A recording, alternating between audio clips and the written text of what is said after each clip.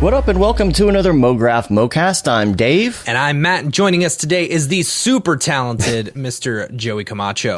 Hey, guys. And Mograph is a supplement to our site, mograph.com, which is a motion graphics tutorial site with tutorials, plugins, podcasts, and other Mograph stuff.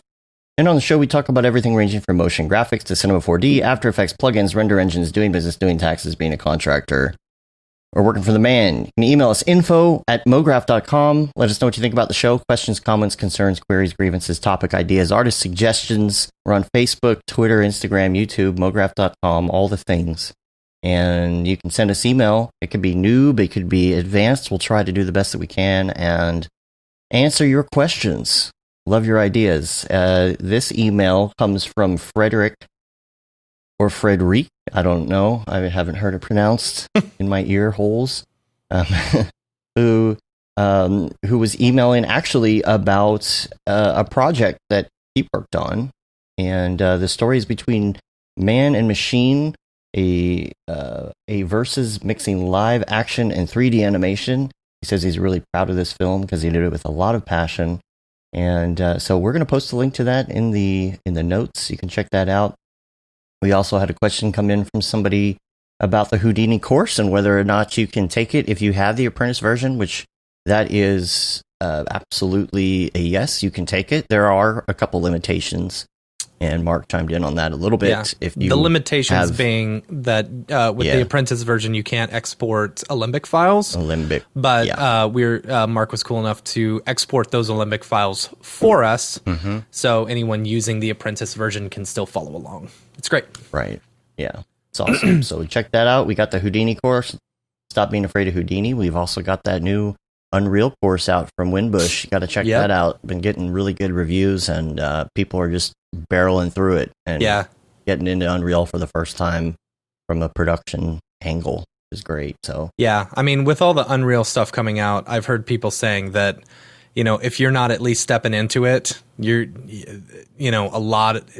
just so much going on with it. It's hard to not get, if you're not in it, you're going to get a little bit left behind.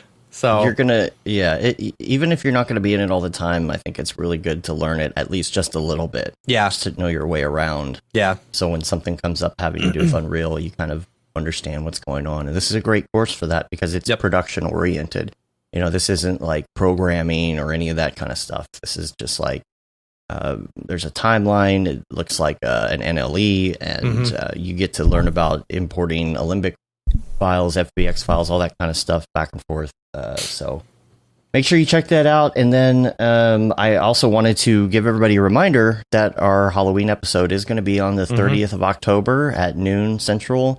Make sure you join us there because that's going to be a lot of fun. We're going to be on a virtual set there with EJ and Ariev and taking spooky stories, spooky client stories from people.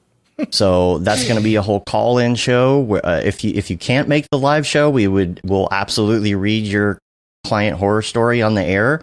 So make sure that you email it to us, info@mograph.com, and we're going to have a lot of fun with that. We're going to have a little cauldron bubbling in front of us, and then when someone calls in, we'll do a chant. We'll summon them. Yes, and they will appear in a magic mirror above the cauldron. We're doing rehearsals for this week because it's a little complicated.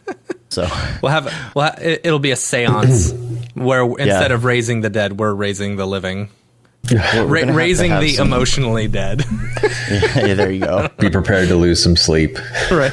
Yeah. We're going to have to practice it, but we're going to have to come up with a good chant. Right. Like Mecca Lecca High, Mecca Hiney Ho, right? Or Pinky in the Brain, right. Charlie Sheen Ben Vereen, shrink to the size of a lima bean, something like that. We'll have to come up with something good. So make sure you are prepared for that. We'd also like you to send in some good Halloween renders that you like. Yeah, maybe it's cool. Maybe it's your own render. Yeah. And we'll check them out. We'll watch them. We got a couple of those so far. So send those to us so that we can put them up and share with everybody. Show us what you're working on, yo. And speaking of Halloween, this is funny. It's slightly motion graphics related, but had a little mini get together, and friend Jeremy, who's in the industry, and then Ryan Talbot came over to chill, have a little barbecue action and whatnot. And we kind of went with the Halloween theme, got some dry ice and had some spooky steaming drinks with the dry ice and decorated and all of that. What were you drinking? It was, so Julie made it. It's like it's a vodka drink, but it has this edible gold glitter stuff in it. Okay, so I was going to say like, it looked like Goldschlager or something like that. Yeah, it looks like a thick gold drink. I should have gotten a video or picture I could have pulled up, but I'll post it on Instagram or something. So there's that, and then you put a little piece of dry ice in it, and it bubbles up. And when it's done bubbling, you can drink it. So yeah, I had fun with dry ice. You could drink it while it's still bubbling too, if you want, but that's probably a bad idea. Yeah, I'm just saying it's possible. You could, yeah. You can drink gasoline too, but doesn't mean you should. Yeah. Yeah. It's just like when people say something has natural flavors. I'm like, well, uranium's natural. So is it good for me? I don't know. Like liqueur. Yeah. Has natural flavors. It's natural flavors, uranium. And so we're hanging out, right? And I'm barbecuing. I'd just gotten the dogs on the grill and whatnot. And Ryan comes from the bathroom through the garage, and he's like, guys. And there is the biggest spider ever that I have ever seen in person myself in my entire life. I'm grilling. Julie's like, there's a spider. I'm like, okay, well, it's just y'all a spider, got it under right? control. She's like, no. It was just standing there in the garage. I'm like, okay, who's pranking? Like, Ryan, is this like a remote control spider? It was literally a tarantula. I'm not kidding. It was a tarantula in the garage just for Halloween, and it was real. I didn't think we had tarantulas in the area. Do we? I didn't think so either. It's and apparently this whole pet. area has them. That's what we thought. But everybody has said now that they're around this area. Really? And they've seen them before. And I'm like, man, I didn't know what to do. I was like, I can handle taking care of a regular spider. But right. This thing was giant, fuzzy, creepy, just like you see in the movies. When it's like John Goodman arachnophobia. Yeah. It was like that. I was like, this isn't real. It didn't look real. Like, this can't be real, y'all. Did you touch it? Did you touch it? How'd you get rid of it? God, no. So it started like moving up, I guess, and Ryan tried to like not like smash it, but he just tried to kick it a little to push it away. And so it scurried under something, and we could see it under this gas can, and we're like, oh my God, like we have to get this out of the garage. Yeah. We have to get this out of here. Yeah. And we ended up getting a Tupperware container. Jeremy put the Tupperware container on top of him and then slid something under it, but he curled up into a little ball, and we thought he was playing dead, but they put him in the front yard, and the next day he was still there, and we nudged him, and then he kind of got up, so he was alive, but it was like he was hurt. But man, I have never seen anything like that in my life, and I swore Ryan was playing a prank on us. You basically killed the largest spider in your neighborhood. Yeah, dude. It's messed up. Those ranchos have feelings. Yeah. It wasn't on purpose. So there's an article coming out this week. If you want to check that on the site, there's a great article we're going to post on smearballs and the Dead Mouse Pomegranate videos. So make sure you check that out. And also next week, make sure you join the Maxon events going on from Tuesday the 27th through the 29th. I think the email went out this morning. I think it said Monday, but it's Tuesday. Yeah. Tuesday the 27th through the 29th. It's the 3dmotionshow.com.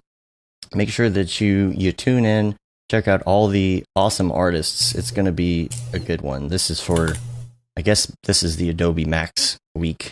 Yeah. Next week, right? Technically Max, NAB, East, like it's that too. It's always the mishmash of the two together. Yeah. I miss being on the road doing stuff like that. Yeah. So a lot of good presenters. Like this guy right here. Oh yeah, that Maxon thing. Yeah, I know. Are you presenting? Yeah. I haven't even looked at the entire lineup. Yeah. Let's see. I should probably bring it up. I should probably be aware of this, considering that Andy White, Bree Marie, Marie, great presenters. Yeah. Chris Pretty, Chris Schmidt. Now Bree Marie is Brienne Gag. Yeah, Brienne Gag. Gag. That's her. I don't know the story behind that, but she's under a different name now. Ethan Shaftel, James Ramirez, Jessica Herrera, Joey Camacho, Jonathan Winbush, Lauren Fisher, Mr. Beepleman himself, Rachel Brickle, Sierra Ward, and Thanos Kagklaus. I messed that up. I'm sorry. Kagkoglos. I think. Yeah, I've seen some of the presentations coming in, and so I knew a lot of these names. But yeah, Joey, I didn't realize you were presenting again. That's cool. Yeah, just gonna race to get my presentation done next week. Post Adobe Max. So, but yeah, I got some cool stuff I'm going through. I haven't put it out there yet. So don't worry, Dave. He'll get it to you at least an hour before he goes on. Right. Yeah, you better hurry. I know. We'll be cracking the whip on you pretty soon. I know. It's been a busy couple of weeks. So yeah, it's all bottlenecking towards the end of the month. But once the end of the month, I'm excited for Halloween. I think I might let loose a little bit and enjoy the wrap up part, my own private wrap up party. Yeah, that's funny. Are they doing Halloween up there? Are they? Well, so they've got videos online of the candy shoots. Oh yeah. But yeah, kind of like that. It's not everyone's under lockdown. It's kids can go out, but there's all these parameters in place. Yeah, I like the candy shoot idea. That's pretty fun. Yeah, but it's how does that work? So just to give you some context, it's snowing out right now, right? Yeah. And it'll be snowing until Halloween, likely. Yeah. So, all these wicked costumes and all the kids spending all this time, all of a sudden, they get a costume on. Mm-hmm. They get all dressed up and they're excited. And then they get to the front door and then it's okay, you got to put a jacket on. You got to put a toque on. You got to put snow pants on. You got to put your boots on.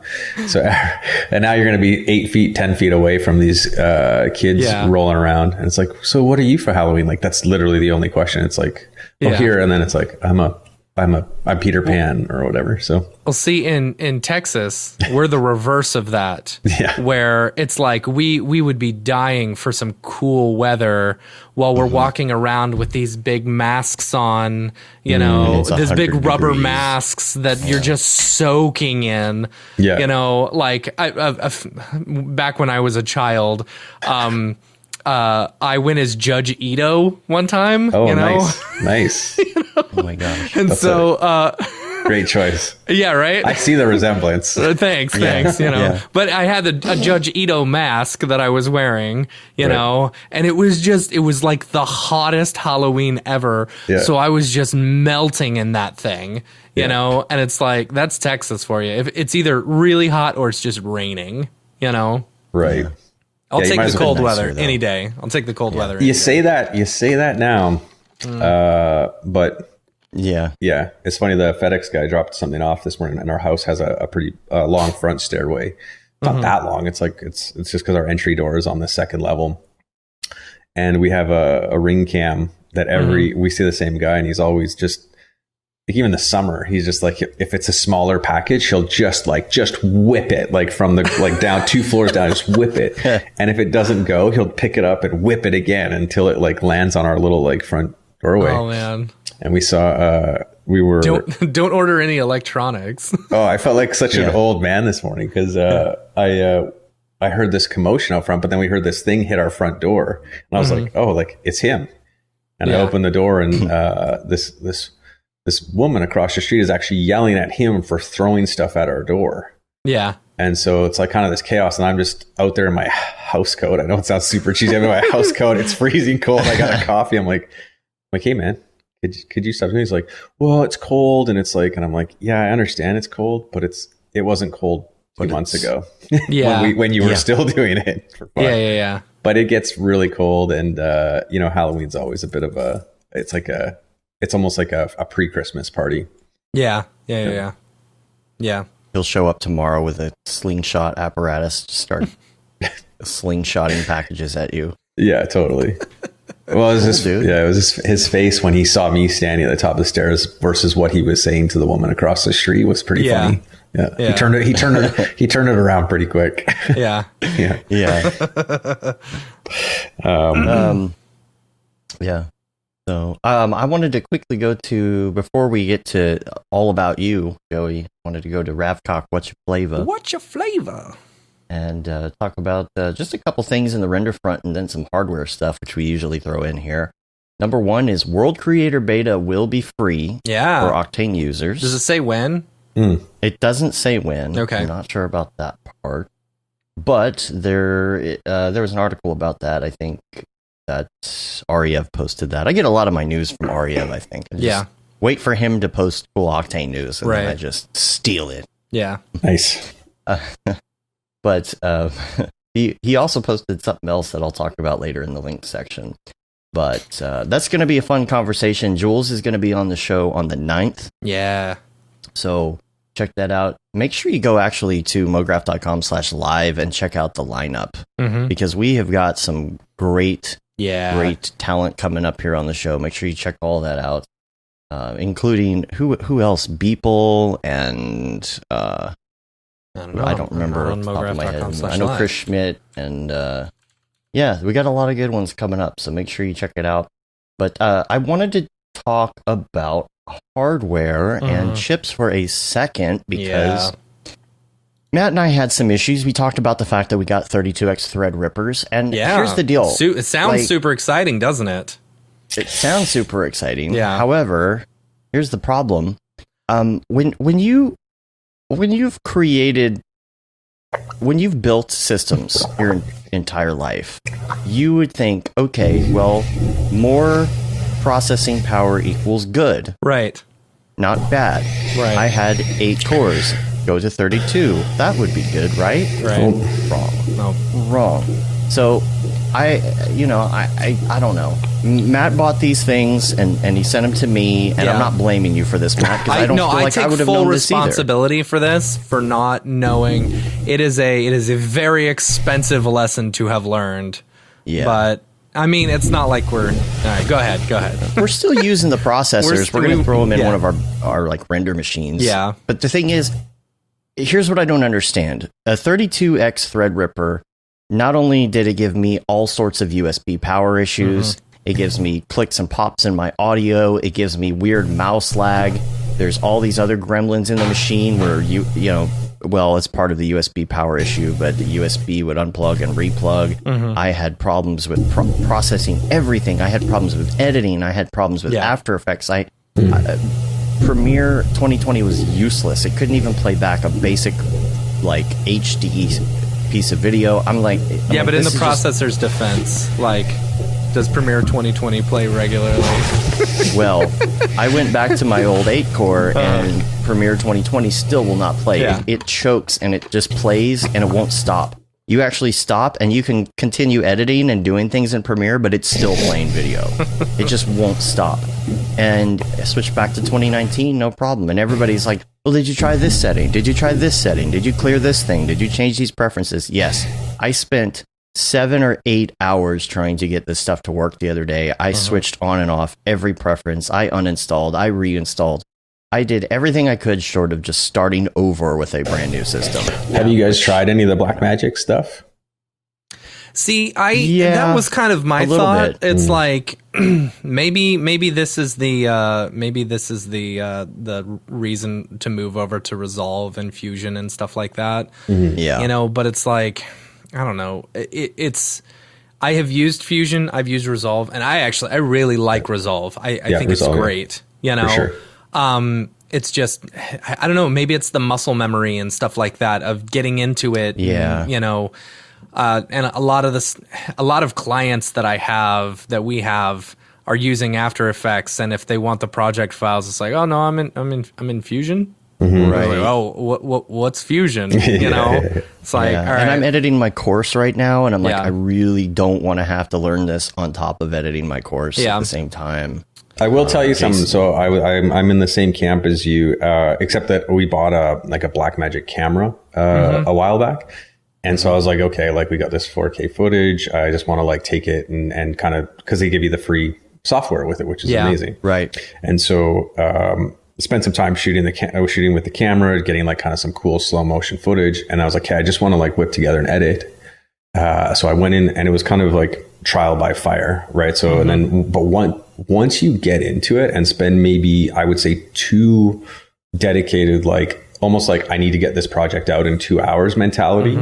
Yeah. Oh my gosh. Like there's some very intuitive speed ramping, editing, cutting. And the thing for me, and maybe it's that I haven't used the most up-to-date Premiere, is the titles. Like titles in Premiere and versus like what was going on in Resolve was pretty crazy. And that's where like timing of, like I could do snappy timing of actual like titles matching the footage, and like, yeah, it was interesting. And then all of a sudden there was like this face tracking mesh that you could do with Resolve to do like kind of like beauty retouching, where it like tracked the face. And then you could like, yeah, it was really, I get the trade-offs. That was kind of like the main thing I've used. And then after that, I haven't used it. So, yeah.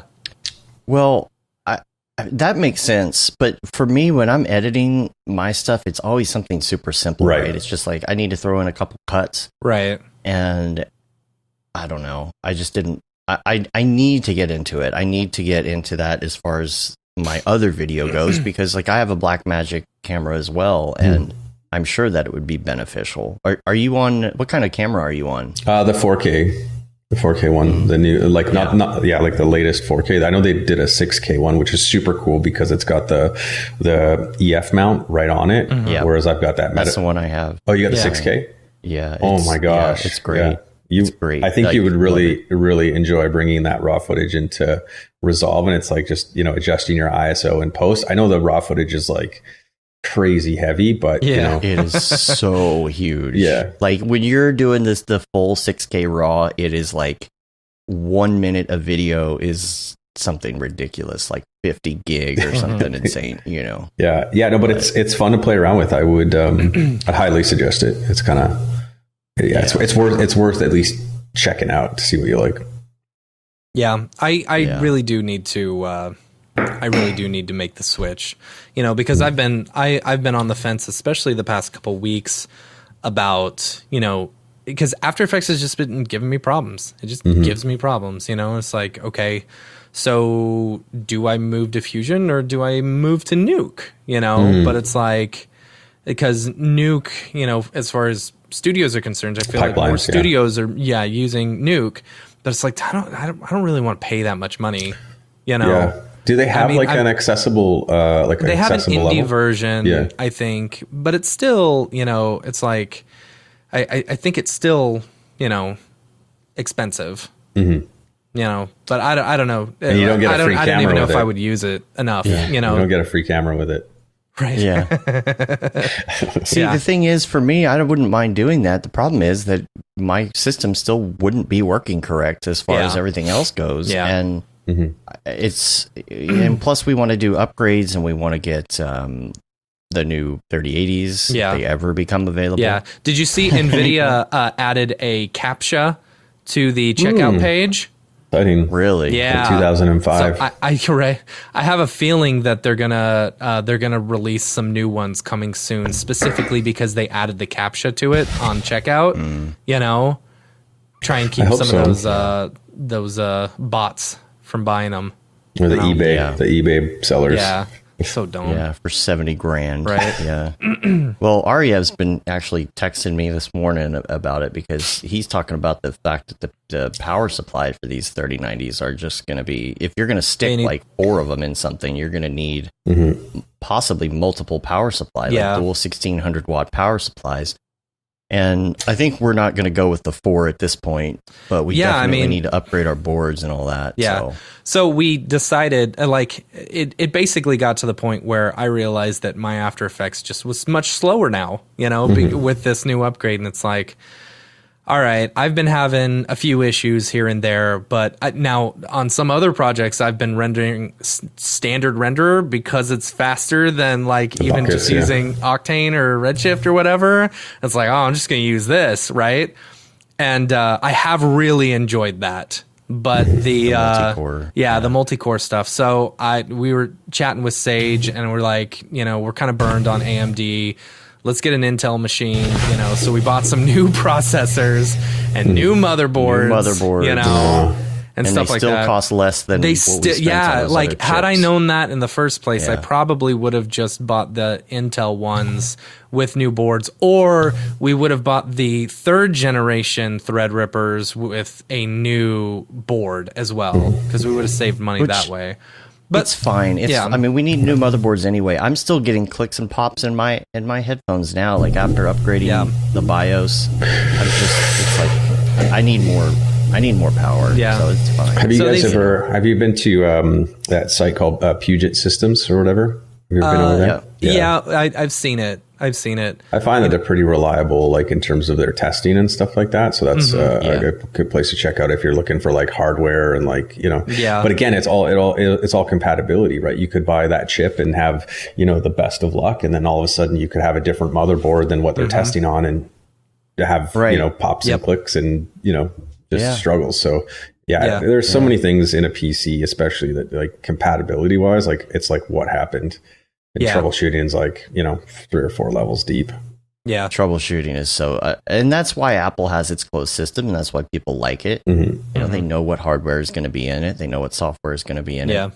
But, I don't know. We'll see. I'm just like, okay, what is anybody using a 32 core processor for if it just sucks on all of these systems? Like, I get that it's good for Sims, but nothing else works. But it's like, I mean, if we were an Arnold shop, or a physical renderer shop, or even a V-Ray shop, it's like, okay, cool. Like keeping these would be great, and our workflows. Like I said, I love seeing those 64 buckets all at once. That's very nice, So I mean, we're keeping them. It's a big, lesson learned. But we picked up some Intel i9 processors, or the 14 core 28 threads, so it's still speedy.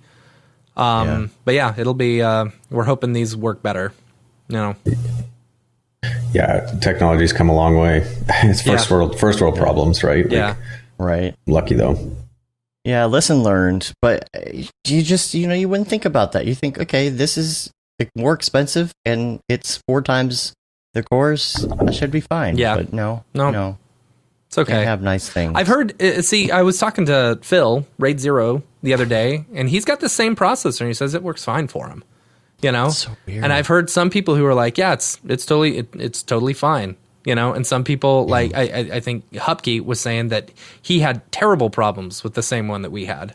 It's like, Jason, I don't know. In the chat, Jason said same thing. He's had issues with his 2950. Yeah. So... It's just hit or miss, I guess. Yeah. But let's get on with the topics. Let's talk to Joey about all the things. Man. Yeah. What about me? Everything. Let's start from the beginning. First of all, you are not an Italian New Yorker, I take it. Most people think whenever they hear your name. Yeah, but, street boxer from the Bronx, right? Exactly. Yeah. I can be that. I can be that for you if that's what you need me to be. Tell us about your upbringing and your background in this industry. Where did you start? Okay. Well, I think prior to being creative, I guess I've always kind of thought I was creative, but I worked in the restaurant industry for a long time. Nice. Yeah. I worked. There are dozens of us. Yeah. I think. I don't know. I think there's something about it that's kind of necessary. I think there's like a face-to-face, customer service thing that like is just so high. Is so high intensity in the restaurant industry, especially when it's busy. I stuck with that, and then ironically, the restaurant that I was working at, I built their first website, and it was before websites were like they were just like happening, and restaurants were like, oh, we need one of those. So anyways, I ended up doing that, and then I ended up I learned Photoshop a little bit, and then they were asking me to do like little things here and there, and then all of a sudden I was like, man, like I really enjoy doing this stuff. I had a camera at the time. I would take like photos of like the interior, like it like was one of those things you didn't even think that you were enjoying until you started to like realize you're like, oh, I'm doing this a lot more, and it kind of put a spotlight on it for me. So I was in my 20s, and I decided to go back and spend an obscene amount of money and get my degree in visual communications. Again, I say that kind of like, tongue in cheek, because it was expensive. But there was something about it that I hated and loved at the same time, because, we were doing things like, I was like, sweet, I'm going to jump on a computer. I'm going to start making Photoshop stuff, and I'm going to do this. But the program was super intense in the way of like, I was one of the older people in the classes. I thought I kind of knew everything. And then quickly was put in my place when, I was stuck in color mixing classes and like mixing paints to get like the perfect black. Like that was an exercise, right? And so, there was that. And then there was things like, going through critiques, and taking feedback that was based off rationale or based off actual, purpose-based feedback versus opinion. And so that was pretty humbling. And then we had a motion design class that was pretty behind the times. And then I started tuning in, I wanted to get ahead. There was no Cinema 4D stuff or any 3D stuff at that point. It was just really loose After Effects type things, like exercises, and like, I could go back and try and find some of those. They're fun to watch. But and then I just stumbled upon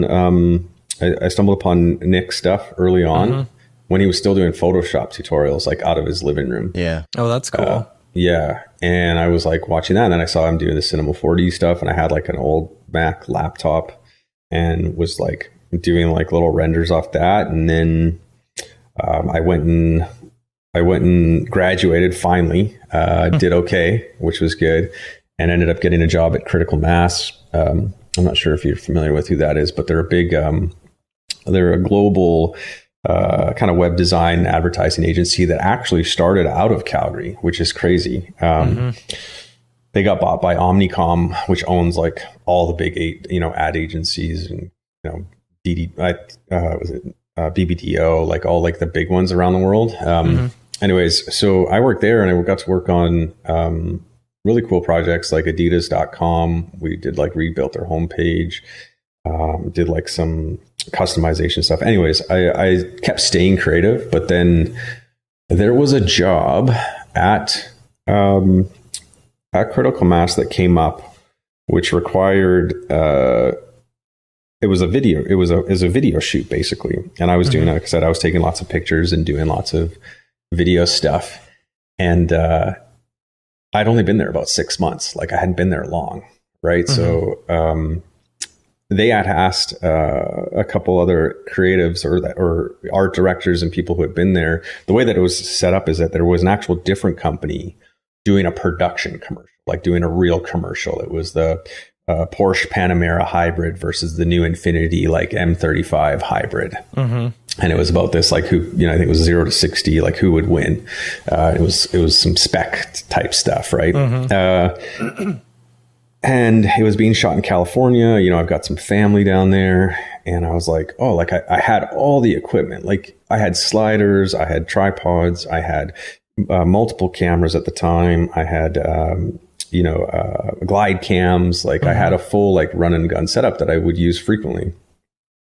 And I was like, oh, like this is perfect. You guys are going to love this. I have all this stuff. I'm ready to go. Like I could totally, because what we were tasked with was shooting a behind the scenes, like a making of this film. And it is on my Vimeo still. I keep it there as a point of pride.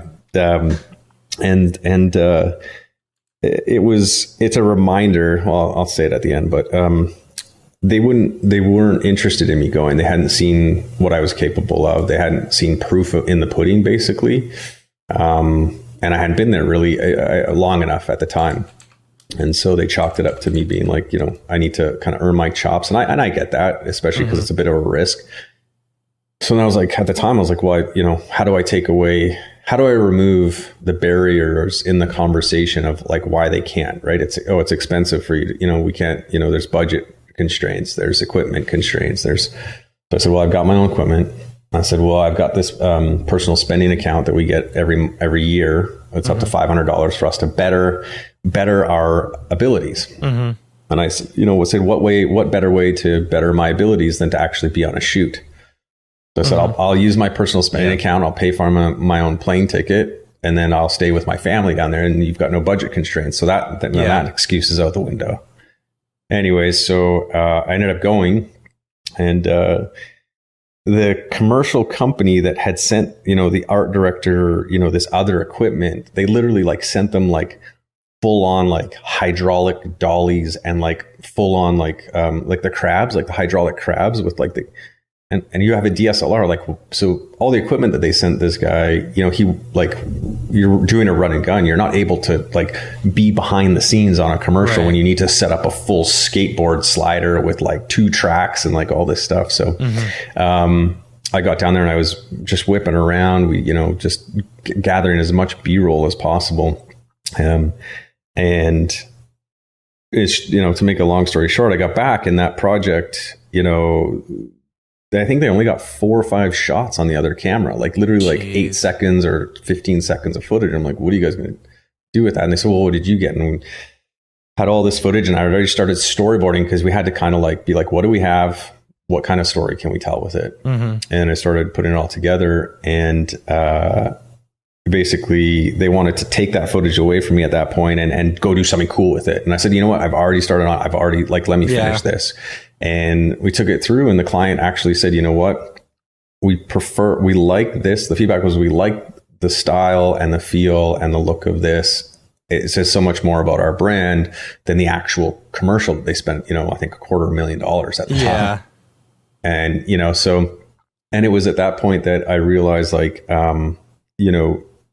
kind of taking those excuses away and just trying to find ways around things versus through things all the time was kind of a good approach for me. Like, and so right away I kind of was like, the 3D stuff and my desire to go and do that was always limited by the ability to actually work on it at that job. Because there wasn't a lot of animation, there wasn't a lot of, 3D, there wasn't really anything like that, but I knew it was something that I was playing around with. So, all of a sudden, I left that job. I was super scared to do that, but I'm like, okay, I'm just going to figure it out. And I started playing around at home, had my Mac Pro, like the big 12 core Mac Pro with, an NVIDIA GPU and slotted in the side with all the extra power cables, because there wasn't enough power in those things. Right. And so I remember playing around. I was using V-Ray at the time, and I stumbled upon Mike Beeple's work, like we all do at some point. And I looked at like his progress, like, I looked at his drawings first and I had a good chuckle. And then I looked at, the progress of the I think it was at the time, it was probably 3 years or something that he was doing it, 4 years. And I was like, wow. Like, so I like hopped onto V-Ray because I was like, okay, the notion of doing that every day, I get it. I totally get it. But then using V-Ray, I was like, oh my God, like how do I actually do this every day?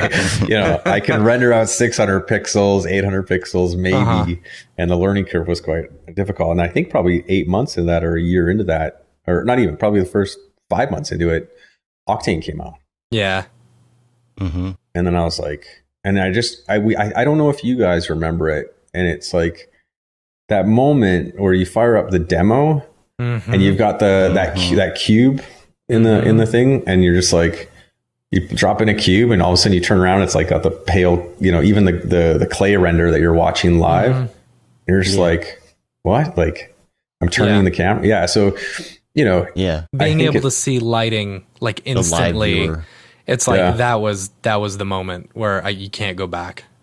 No. And so then I just started, that's kind of, that was early days, and that's kind of how I got my chops, and we moved out to Vancouver about 6 months into my everydays, because I had been kind of quasi recruited to go work at a large like a large visual effects house out there, the MPC.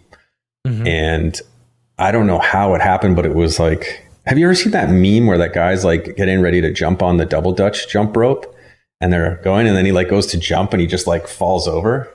I think so. Yes. Yeah, that's how it felt working at MPC. I was like ready to go, and I got in there, and they're like, "Hey, here's your desk," and I was like, "Oh, like today's my first day though." And they're like, "Yeah, here's your desk, here's your computer, here's your shots."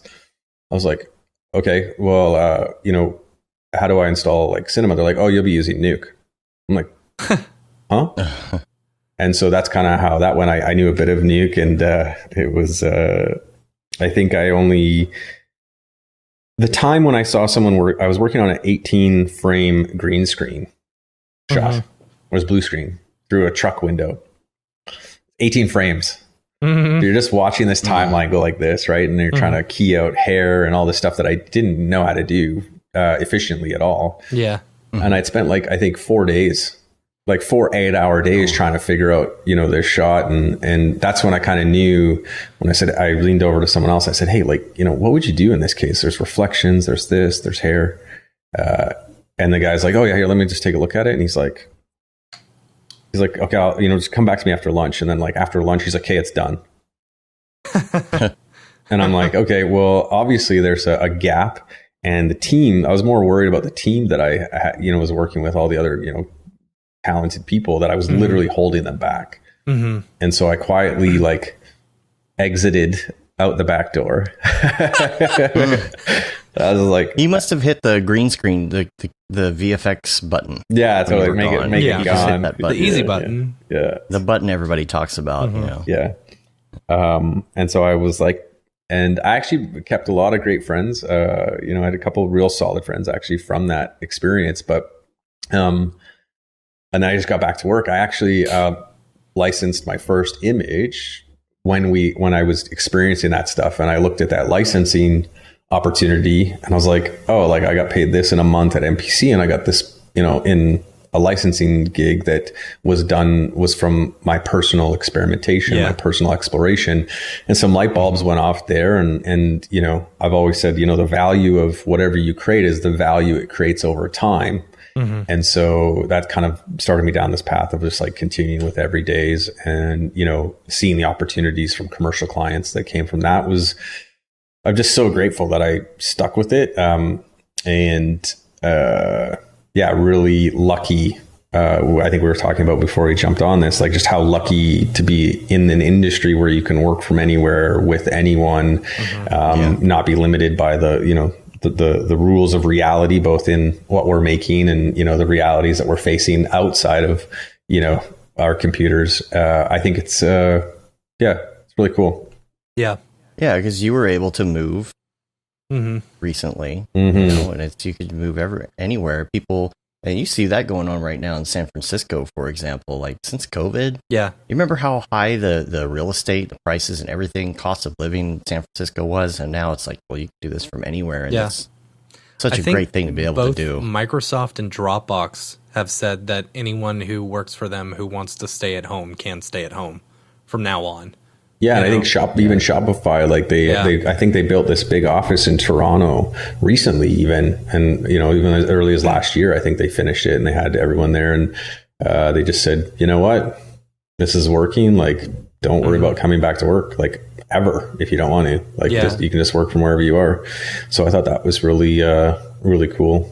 There was a saying early on. It was like all these people, all these companies that said like, oh no, like you can't take that much time off, and you definitely can't work from home. We definitely need you in the office because that face-to-face like time. And I agree. There's some aspects of like personal connection that are missing. Yeah. But in terms of like just sitting down at your desk and doing your job. Yeah. You don't need to, you just need to be sitting out at a desk and doing your job. Yeah.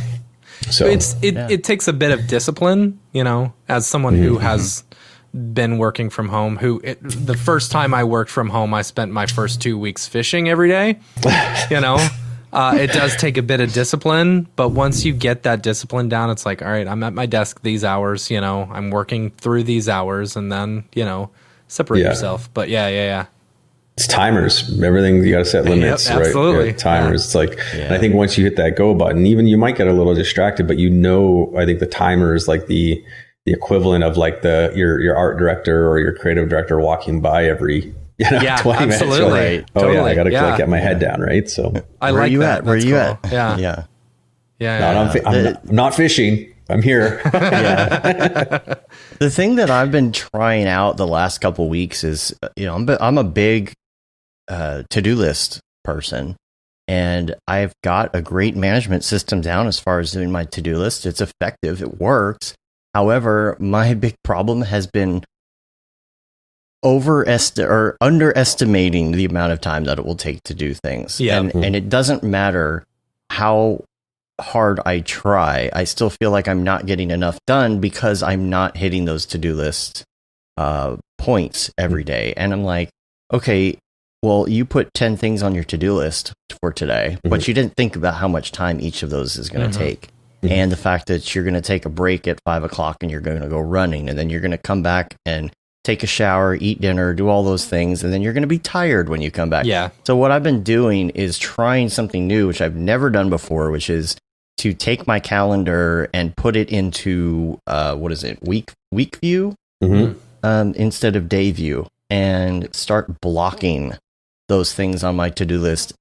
Not everything in my to-do list is on there, but the major points where I have to sit down and take the time to do something that's an hour or more. Yeah. That's what I'm putting on. That's funny because I do that in my head, you know, like I think about all the projects that are coming up and I'm like, okay, this is due this day. This is due this day. This is due this day. I'm going to work on it. And I do it throughout the week instead of, you know, just putting everything down in one thing. Yeah. Well, that was my problem, is that I would put it in my head and I would think, oh, well, you could totally knock out that client render and post that article and then do all that social post and then go running and then come back and record a tutorial. You could totally do that in like 5 hours. Yeah. You know? Yeah, that's not how it works. So I'm really trying to lock it in and then do blocks for like, you know, free time and all of that. And just it's working. I'm still learning. Like I'm still having to push some things that I don't get to, but it's really helping me think it through and think, okay, that's going to take a lot longer than you think it's going to take. It's been helpful. I had completely spaced, like forgot to mark it down because I was talking to a client on Friday and they're like, hey, can you get this weekend? I'm like, I'm going to be out of town. Can I get it to you Monday? And totally forgot to mark it down. It's like 6 in the morning. I'm feeding my baby, you know, to get him back to sleep. And then all of a sudden it popped in my head, oh yeah, that's due today. Oh my gosh. All right, looks like I'm putting the baby down to sleep and I'm going to work because I've got other things that I have to do at 9 a.m. That's the one. Yeah. That's the one that's due by end of day today, right? Yeah, that's what you. But I finished it. Yeah. Because I had other things that I had. You have to do this I was booked for today. You know, so it's like, oh yeah, I gotta get that done. Yeah, yeah, I've done that before. Promise something over the weekend, and then I enjoy my weekend and forget. Whoops.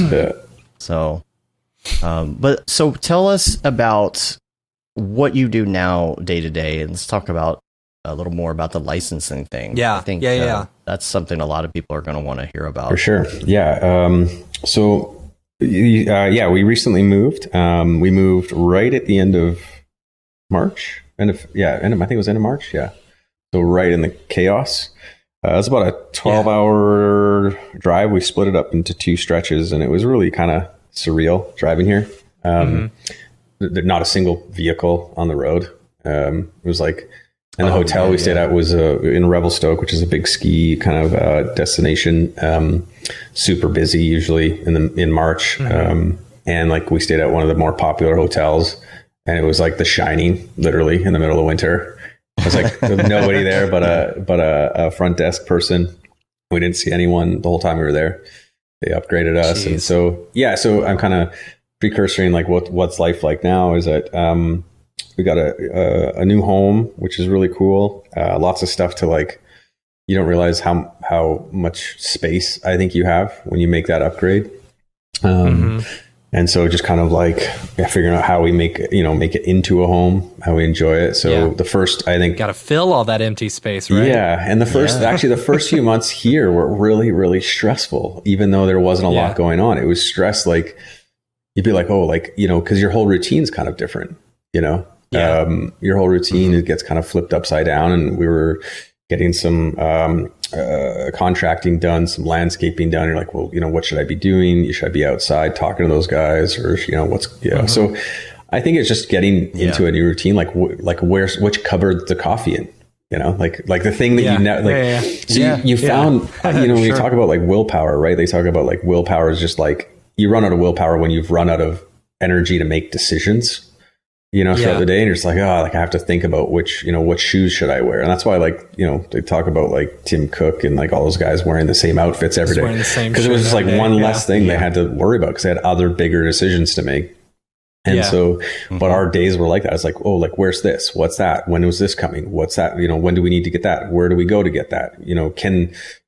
I'm sitting here learning how to patch my own Cat5 cables because we can't get an electrician in the house because it's COVID. Yeah. So things that I was just like, never thought I'd have to do or learn how to do, I'm all of a sudden on YouTube trying to figure them, all out. And so then, I got really busy with a project in January, which kind of held me over, and I'm obviously just busy doing, my everydays, but, Avantform, which AF is we call it for short as AF, is the platform, that over time, I wanted to create. I've always wanted a space to be able to like let my work sit in the background so I can focus on being creative. I can focus on working on client work. I could be on a beach sipping on margaritas, and my personal work is creating value over time. And so I had been approached early years ago about, different larger companies being like, hey, would you like to, contribute your library to us? Would you like to contribute, give us all your work basically? And I was like, yeah, but you're stock photos. I like what you're doing, but I don't know how. And I could never find a place. And then when I was talking to a lot of clients back in the day, and then I was talking to a lot of artists, at a lot of the meetups, or even, at Adobe Max and like things like that, like where, I'd see you guys, or I'd see like the David Brodeurs of the world, the kind of the people that we know in the industry that are consistently creating work, or they're consistently creating authentic work. Like they have a style, or they have they have kind of a space that they own. And there was just some consistent feedback. It was like, sometimes the payouts are sluggish. You're spending time talking about possibly licensing an image and nothing ever happens. So you've wasted time and energy in that conversation. And most of all is like, the biggest thing is like, I think we just want to spend more time just being creative. Like it's just one less thing you have to think about. And so we've created this space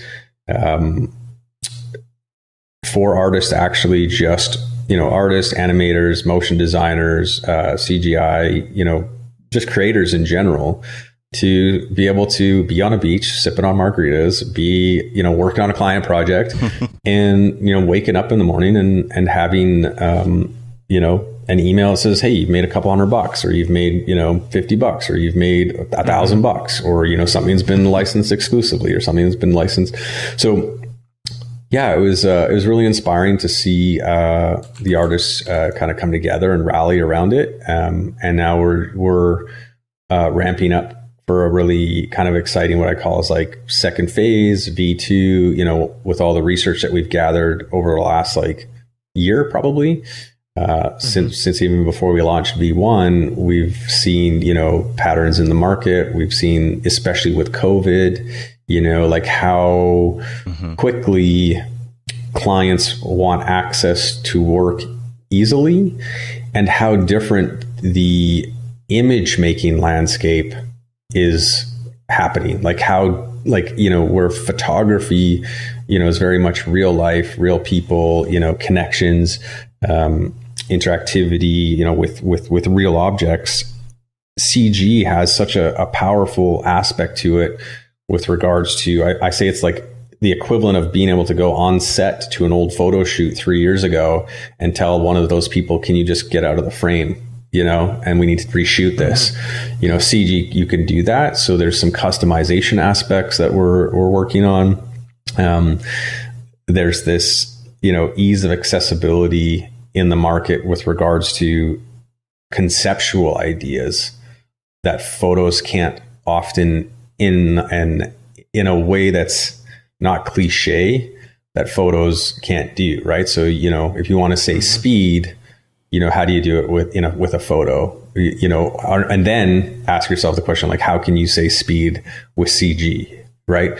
There's kind of literal ways. You're like, oh, maybe a person running, maybe, blurry lines down a traffic street, maybe that's fast. And so, but you can relate to the photo aspects of it because you've seen it before. You've seen those references of fast being shown like that. But now you have this whole world of like content creators and really talented up and coming artists and, being able to convey, let's say, speed in 1,000 different new ways. And I think that's what's most exciting. I think also, like, let's admit, we're just talking about tech, and like the barrier of entry has dropped exponentially over the last few years. Right. And I find it crazy interesting that, there's YouTubers that are like known for video content that are like, well, I've got a 3090 anyways, because I need to edit video. So I might as well just like learn how to use Blender and, render my own intro graphics. Right. So you start to see this meshing of mediums instantly become, because of the accessibility of technology and the accessibility of knowledge. Right. Like, remember when you started out and you're like, oh, I don't know how to do this. And there's maybe one or two places you could go. You could go to like mograph.net, or you go to, you go to, for Octane, you would go to, InLife Thrill. InLife Thrill to learn Octane. Exactly. Yeah. So all these things are dropping, and social media is kind of like this other kind of peripheral component that we're looking at. It's like, how much does social matter, right? Like, how much do followers matter? How much does influence matter in this day and age with corporations? And you look at the marketing dollars that are being spent by big companies to connect with, let's call it influencers or people who have clout. I just say people who have credibility with a relevant audience. Right. So those companies are looking to the ambassadors or the influencers that already have those eyeballs. And it makes so much more sense than to just like spray and pray a commercial, right? When you can talk to someone who has a voice that maybe they, like let's say NVIDIA, if NVIDIA reaches out to a creator and that creator's got so much more credibility with an audience that's personal, it just makes more sense. They can connect. So we've seen stuff like that, but we've also seen the negative side of like social driving aspects of creativity that are not good, right? Like it's like, imposter syndrome, duplicates of duplicates of duplicates. And then you see the conditioning of creativity based on let's call it serotonin or dopamine. Right? Like you're constantly conditioned that you need to make something because there's some little hit of, recognition at the end of it. And that can be a pretty ugly cycle if that's really the only thing driving. So you got to kind of, we're trying to figure out ways to like, encourage artists to keep making in the space that is authentic and like, look to other sources of inspiration. And, we're working on more things with V2, like we talked about community with you guys too, right? It's like how important it is creating awareness in that community or creating inspiration in that community that is different. So yeah, it's all crazy exciting right now. It's very busy. But, I see my vision with AF purely, beyond just me having a place to like, just have my work sit in the background and people be able to buy it with the click of a button, I think is creating an opportunity for either professional artists that have been around for a long time and they appreciate, what we're trying to do, to artists that are up and coming and, don't want to get swept into this kind of like, create just to, creating like just because there's this little daily, hit of recognition. I think creating a community that covers that spectrum and inspires that spectrum of creators and then allows them to make money in their sleep. I think that's like a huge win, huge opportunity. And I'm really excited. So. Yeah. Yeah. Residual income feels good. It does. It's very nice waking up, from a nice sleep and seeing that you've made a couple $100 or even $1,000, while you were sleeping. It was nice. Yeah. And I think like even client work, it's like, it's hard to do that. It's hard to do it. It's hard to create personal work when you're uncertain of what the value of it might be, and you can't put a dollar sign on anything you've created until you end up, receiving that dollar. So to trust in that it'll accumulate into something once it starts to consistently happen. We talked about YouTube and advertising, right? Like it's like how long do you stick with it when it's so much easier to go, yeah, but this client's giving me 10 grand to do this job. So like, it's easy for me to like put that in a box and be like, okay, I know that's what I'm getting, where then you've got this other area where it's like, I'm going to make this thing or make these things, and I'm not sure what it's going to be worth, That's actually something that Smearballs talks about in the article we've got coming up this week about not having enough time to do certain things because, like, well, somebody comes along, they're like, hey, we want to pay you this money to do this thing. It's like, oh, okay, well, I guess I'll put the other stuff, the creative stuff on hold because money dough. Yeah. That money dough. Yeah. And I think there's always a point in I don't know, for me, there's always that question of like more, when you're on, we're all going to die. Right. So we know that. Right. Sure. Yeah. So to put a spin on it, at what point do you go, okay, like these are the things that I'm going to look back on and be like, I'm glad I did that. Am I going to look back and be like, oh, I'm really glad I did that client project? Or am I going to look back and be like, fuck, I'm really glad I did that short film that for no reason. Yeah. Right. I can tell you a story about the power of personal work for me, and it's incredible because it was mind blowing at the time. I was working on I was doing that Learn Squared class with I was mentoring at the time, and it was a piece that I ended up creating called Prediction. And it was like, first off, it was these style frames. That was the first course. And then the second part was this animation. And both of those classes were purely for personal growth, right? Just purely for like, I was not getting paid to do them. I was trying to push the envelope. And I think this is a story that, some artists should hear, because you can get stuck in this. And there was an accountability level though, because you were mentoring, right? So there was someone on the other side, at least waiting for something and wanting to put something together. So that course ended up, I was able to create work in that course that had a fidelity to it that was my new floor, is what I call it, right? Like I've been creating stuff up to here, but then all of a sudden I created this stuff here, and I was like, wow, like I didn't think I'd be able to do that.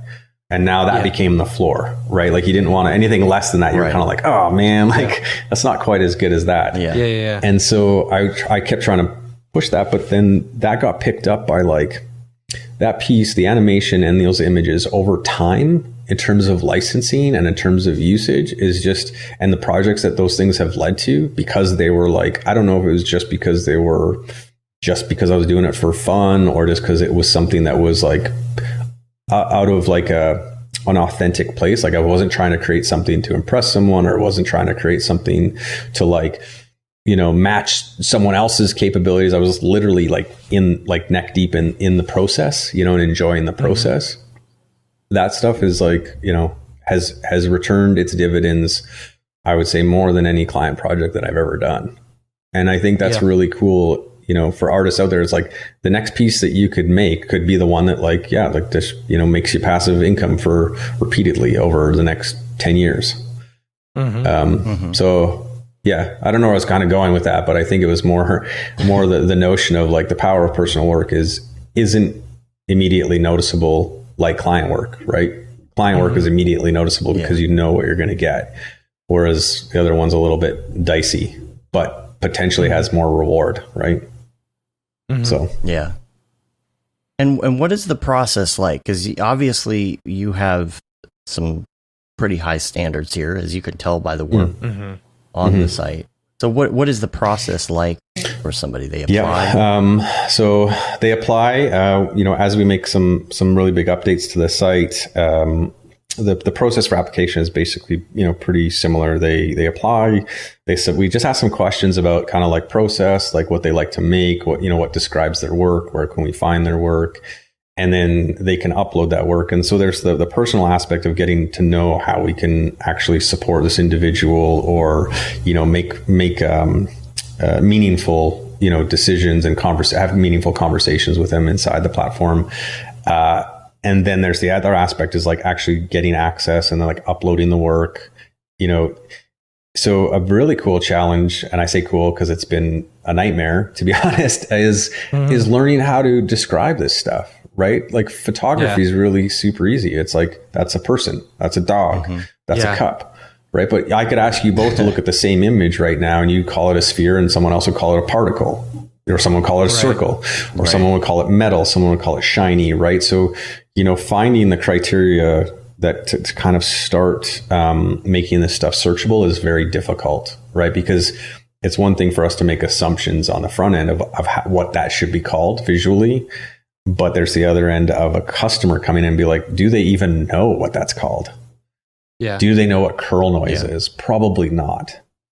You know what I mean? So for them to assume, make that assumption is challenging. So what we're working on is a lot more discoverability, like get people to think of concepts and themes versus just images. So right now what you're seeing on the site is more like our V1 storefront, right? You just walk into a storefront and that's good. It gets people into the product and gets people checking out all the cool content, but it doesn't put enough of a spotlight on the actual artist. It doesn't give them like, a space to really like step forward or put not products, but put like the work and the art all into like more of a theme, right? And finding ways so that instead of right now, what it feels like is you're kind of walking into the side door of a warehouse. You're like, oh, look at all this stuff, right?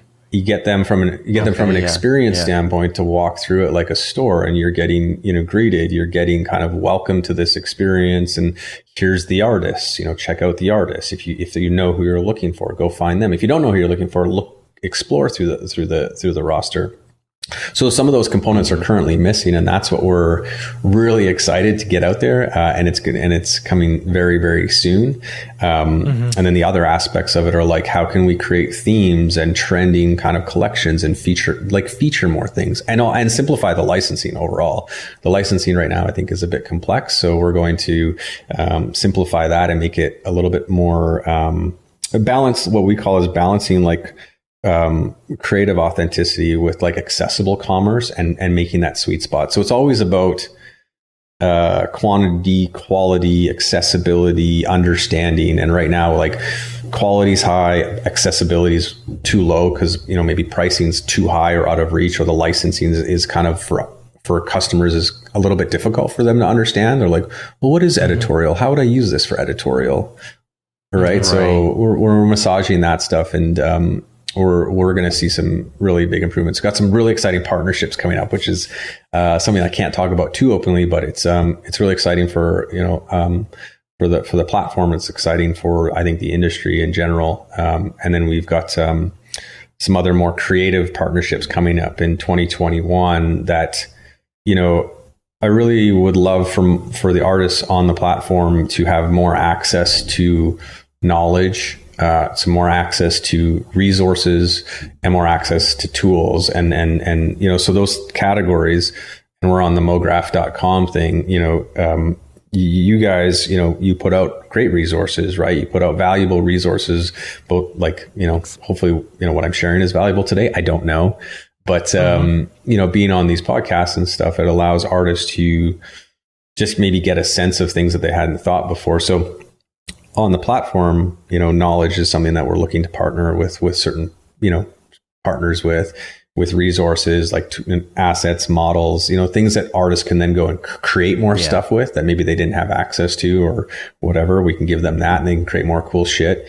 And then, the last part is like, hardware, software, right? Like what are those aspects that we can help bring in and create like a mutually kind of benefiting ecosystem to go out and make more cool stuff. And then the partners actually benefit because some of the best artists, in the world are using these tools, knowledge, and resources to go out and then create. So we're finding ways to do that as well. Are these licenses? Are there options for like exclusive or non-exclusive? Like, how does all of that work? Yeah. Or is everything exclusive? So yeah, the new licensing format is actually a lot simple. It's way more simple.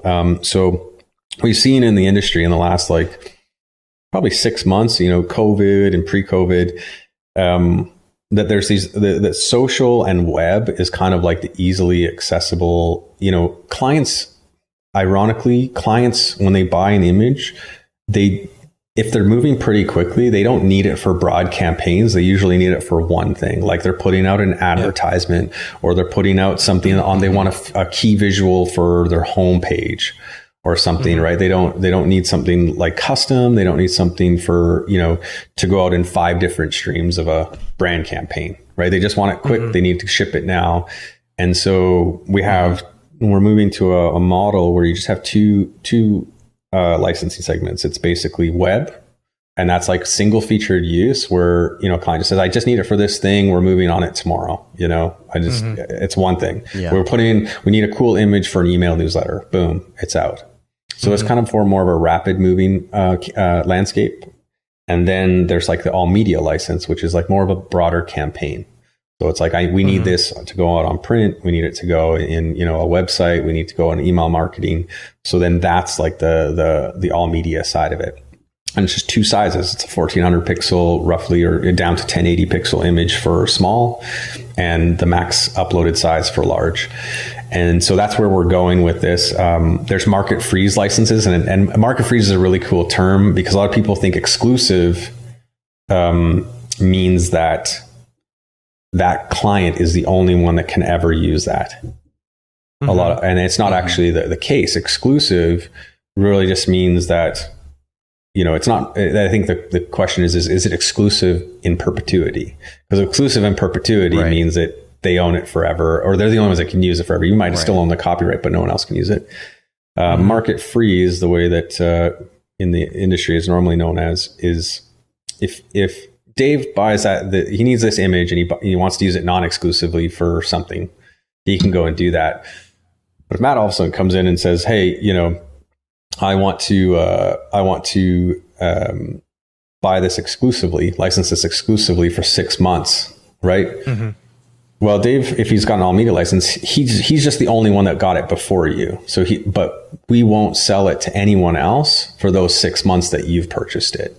But once your 6 months is up, it's free game. So it doesn't limit, it never limits. Right. And so it's just funny that when artists hear exclusive, they're like, oh my gosh, this is going to be a $30,000 licensing gig because no one else is ever going to use it. And actually it can be it can be much more than that over time. You know what I mean? It can be repeatedly licensed over time, even if someone does license exclusively, that has a cap on it. So, and then one thing that you can't see on the site clearly is that I personally believe that artists know their work best. And so they should be able to have control over the price of it to a certain extent. So I was going to say, I was looking through some of the different artists and stuff, and I'm seeing different prices. All different ranges. So the range will be a little bit more consistent because, again, imagine being a client, right? Coming in and being like, well, it's a bit of a Wild West in here. Like this person's, and so we're simplifying the pricing a bit, but artists will still have that capability, which is awesome. I think that if you have something that's special that you've worked on, that is like a value thing, I think that you should be able to do that. If you have something that you just like to see move more, and you're like, what, it hasn't been selling, I'd like to maybe just drop it by $50 or $100 or whatever. I think so. What we're seeing today is V1, but V2, I would invite you to, come back, in a few days, and look at, V2 for sure. Cause it's a whole different experience. Sweet. It's a really cool space. And I'm just lucky that I'm learning as much as I am.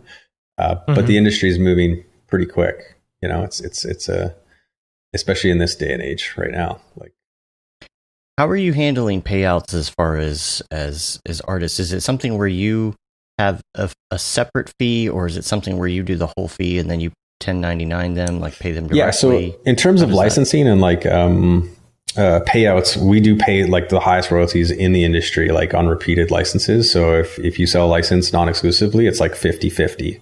And then if you sell a license exclusively, you keep 75% of that. And then once we start to get in the custom aspect, and say a client comes and says, hey, we want this image, but we'd like you to move this sphere and make this metal and blah, blah, blah. you keep up to 80% of that. So payouts, actually, we've transitioned over from kind of like a laborious payout system to TransferWise. And if you guys haven't heard of TransferWise and you work with international clients, I would wholeheartedly jump on top of this. I've kept more money on commercial projects via TransferWise, via it going through TransferWise, than I have on direct wires going to my bank. Mm-hmm. So they're really, really cool over there. And they're really cool. Tech forward. So yeah. I would do that. But yeah, we pay artists out. Anything over $100 at the end of the month, the artist gets paid out. So it's cool. Yeah, very cool.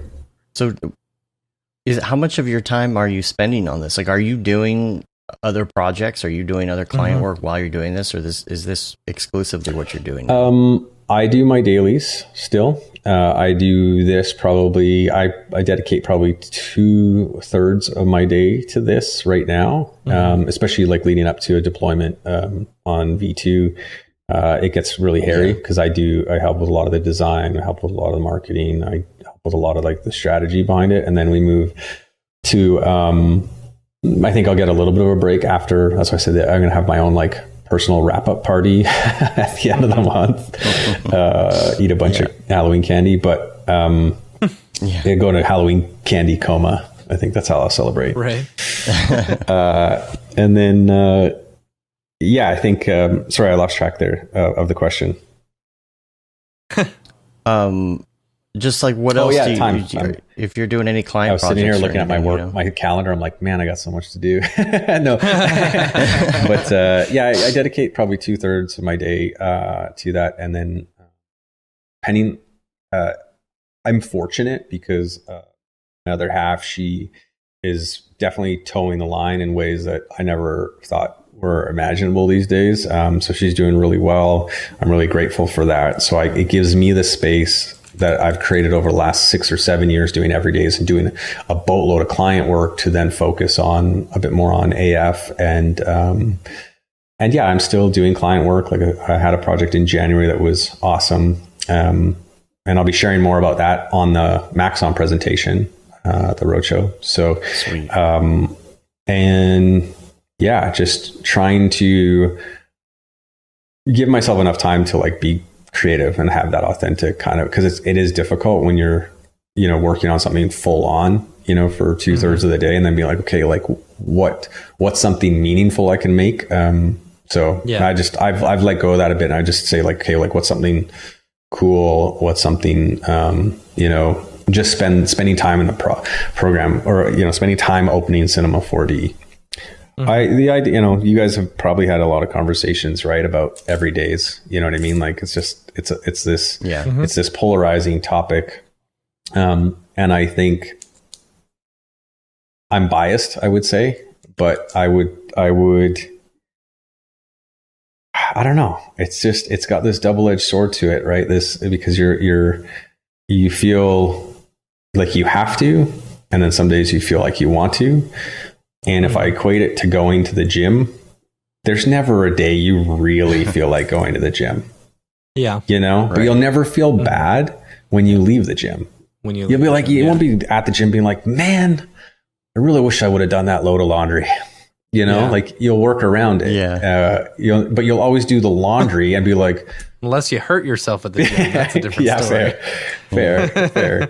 But it's like when I tell, when I'm talking to Matt about running, and he's like, I don't want to run. I don't like running. I'm like, nobody likes running. No one does. And I think, but there's a point, people like running when it feels good, when it doesn't hurt, when your knees don't ache, you don't have to recover for 3 days. And, you're 30 pounds lighter or 20 pounds lighter, and you're like, I can run like a motherfucker. Like I'm like a gazelle. Yeah. Before I was like a rhino. Now I'm like a gazelle. Yeah. I've been down the running road too. Like I think that no one enjoys doing it, but again, you'll never come home and be like, oh, I wish I wouldn't have done that run. Yeah. And I feel that unless you twist your ankle, but Well, you'll say I wish I wouldn't have twisted my ankle, but you can't blame it on the run. Because then I'll probably be like, man, I wish I could run tomorrow. But I can't. Yeah, totally. So it is a bit of a conundrum. And I think when you're over processing like your own meaning or your own ego inside of your work, and you're not just going to ship it, like a guy like Mike will just ship it. Like he doesn't care. Just it's the notion of it being one of many is what's really important versus it being the one. Yeah. This is the image. Right. No, this is one of 5,000. Does it really matter? Yeah. And like And he does not care what anybody says in the comments. He does not know. He doesn't even read the comments. No. I'll hit him up sometimes. I'm like, dude, did you see what they were saying? Nah, don't read the comments, dude. Don't read the comments. No way, bro. Don't, bro. God damn it. Yeah. That was good. That sounded just like him. Yeah, that's good. Yeah. I'll be interested to talk to him about that when he's on in a couple weeks and be like, gosh, people get so upset. And he posts political stuff on both ends of the spectrum, and people get so upset and write so many angry comments, and he just doesn't look at any of it. And awesome. that's awesome, because he's just like, the algorithm and the engagement is just like, I wouldn't care either. Just keep commenting, Dude, he posts stuff in 15 minutes after it's posted. There's like 700 comments on it. Yeah. Insane. Yeah. Joey, do you ever search out artists for the site? Yeah, that's a big thing. You're like, I really like your work. We think you'd be good here. Yeah, I think that's kind of like where I'm pivoting to. Like, I've been in the business right now, like doing a lot of design, doing a lot of UX. Yeah, you name it, man. I've had a hand on it, and so I'm looking post our V2 launch to just kind of step back and get back to that, because that's how we got to where we got to. It was just, I feel it's important. I need to personally connect with the artists and make sure that they know that there's someone on the other end of the line being like, okay, yeah, like, cool. Like if there's something up or something we can help with, or something that, you just maybe, I don't know, just aren't certain about. I think there's this connotation with image licensing, and like, selling work. It's always the first sale that's kind of like, I didn't get what I wanted, but then if you sell it 10 more times, you're like, okay, I get this now. And so what we're trying to do is, and what I'm trying to do, because I see both sides of the coin, I see the market going where it's going, and I know what it's like to be an artist and be like, well, maybe if I held on to this and went through, a rep or waited for something else to come down the line, because you have to wait for that opportunity to come. I could sell it for a few $1,000.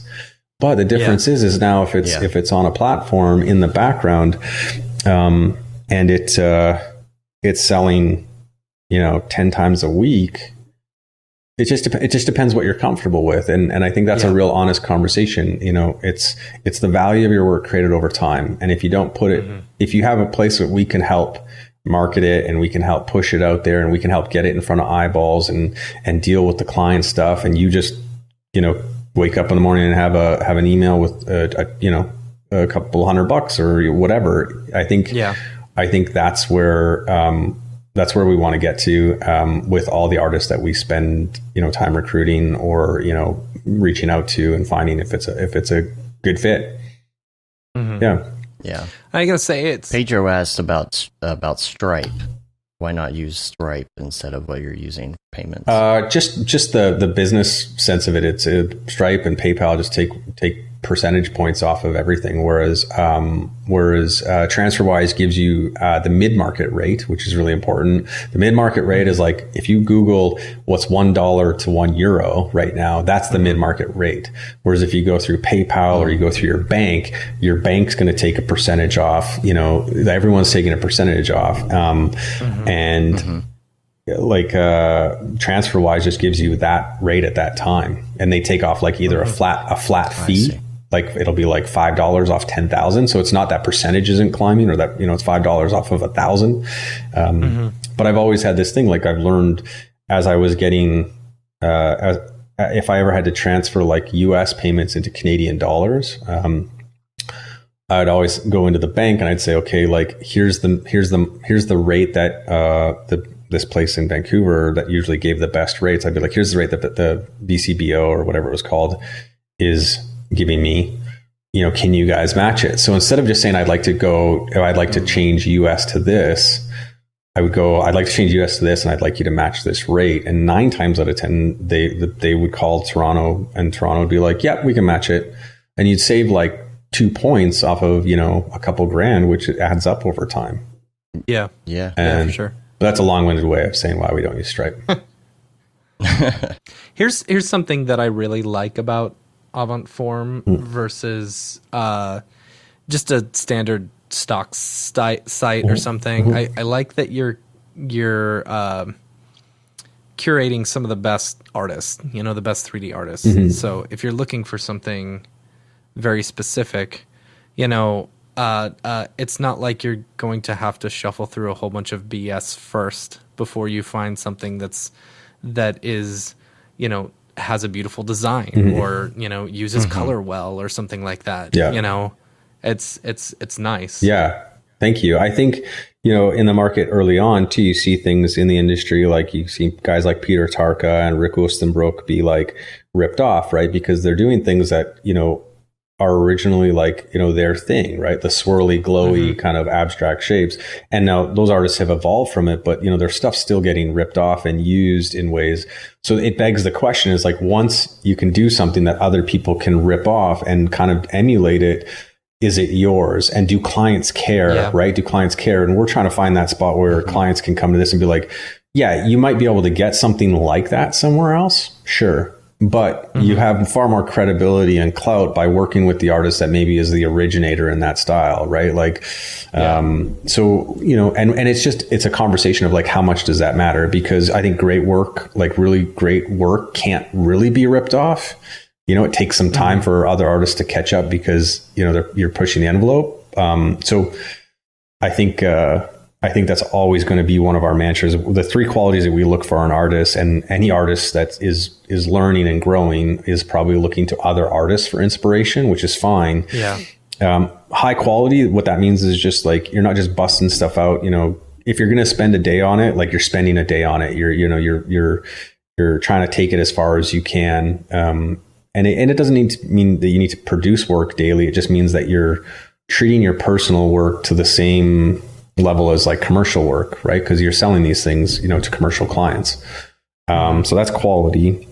Authenticity is just grounded in the value of like, you're trying to find inspiration and ideas from places other than YouTube, other than Grayscale Gorilla. Like, it's fine to use those as technical references, but, and using the methodology, but every one of us can agree that it's like the methodology applied or the technical aspect applied to something that's really original and really like kick ass, then you've kind of got the equation locked down. So authenticity is really just finding your voice as an artist. Like, you've got a voice, you've got a tone, maybe you've got, a look, maybe you've got subject matter that's kind of like yours that you developed.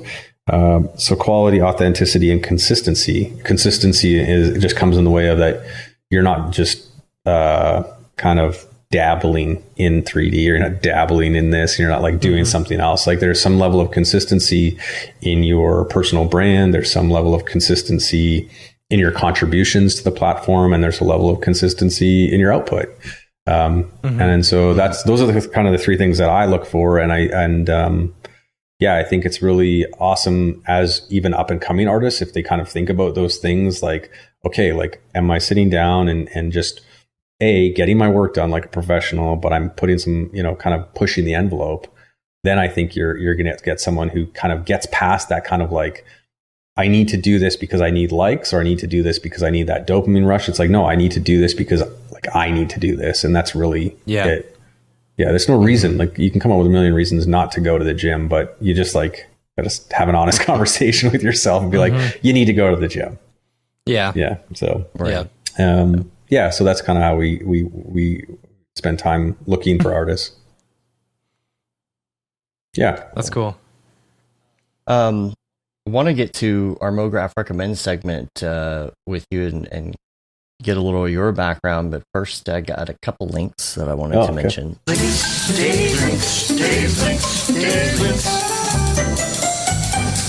Links. Number one is this. Here's the one that Arya posted. This is the GeForce RTX 3090 Turbo Gigabyte 24. Yeah. This is going to be a 2-slotter, and that's what people are excited about that. 2-slot? The 3090 2-slot blower. Oh, it's a blower too? Yeah. Oh. Mm-hmm. All right. Yeah. See, holding out was a good thing, right? You mean not being able to get one was a good thing? Right. Yeah.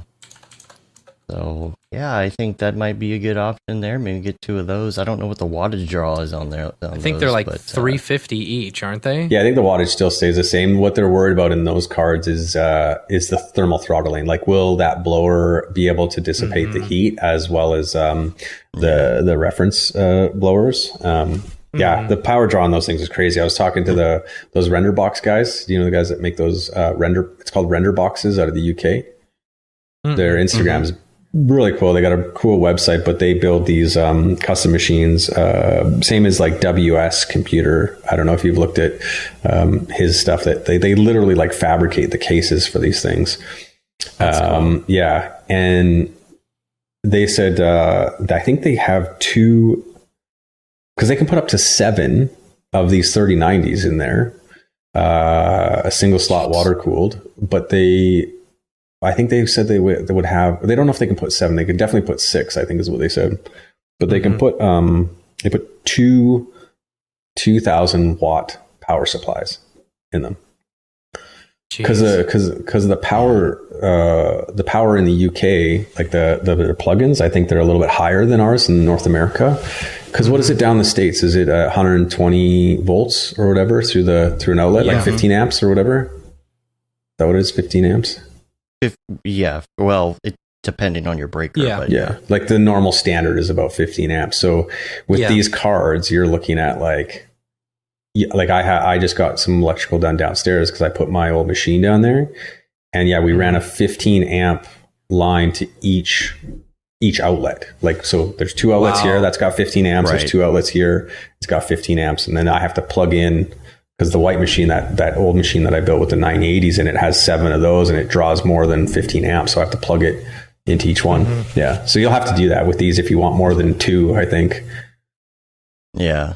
Well, Jeff said each card, Puget had like a setup that they were working on, and separate power supplies. Each card was pulling 400 watts. Jeez. And actually, Aryev sent me, I'm just going to hold it up because Aryev sent me this photo that somebody from Puget posted.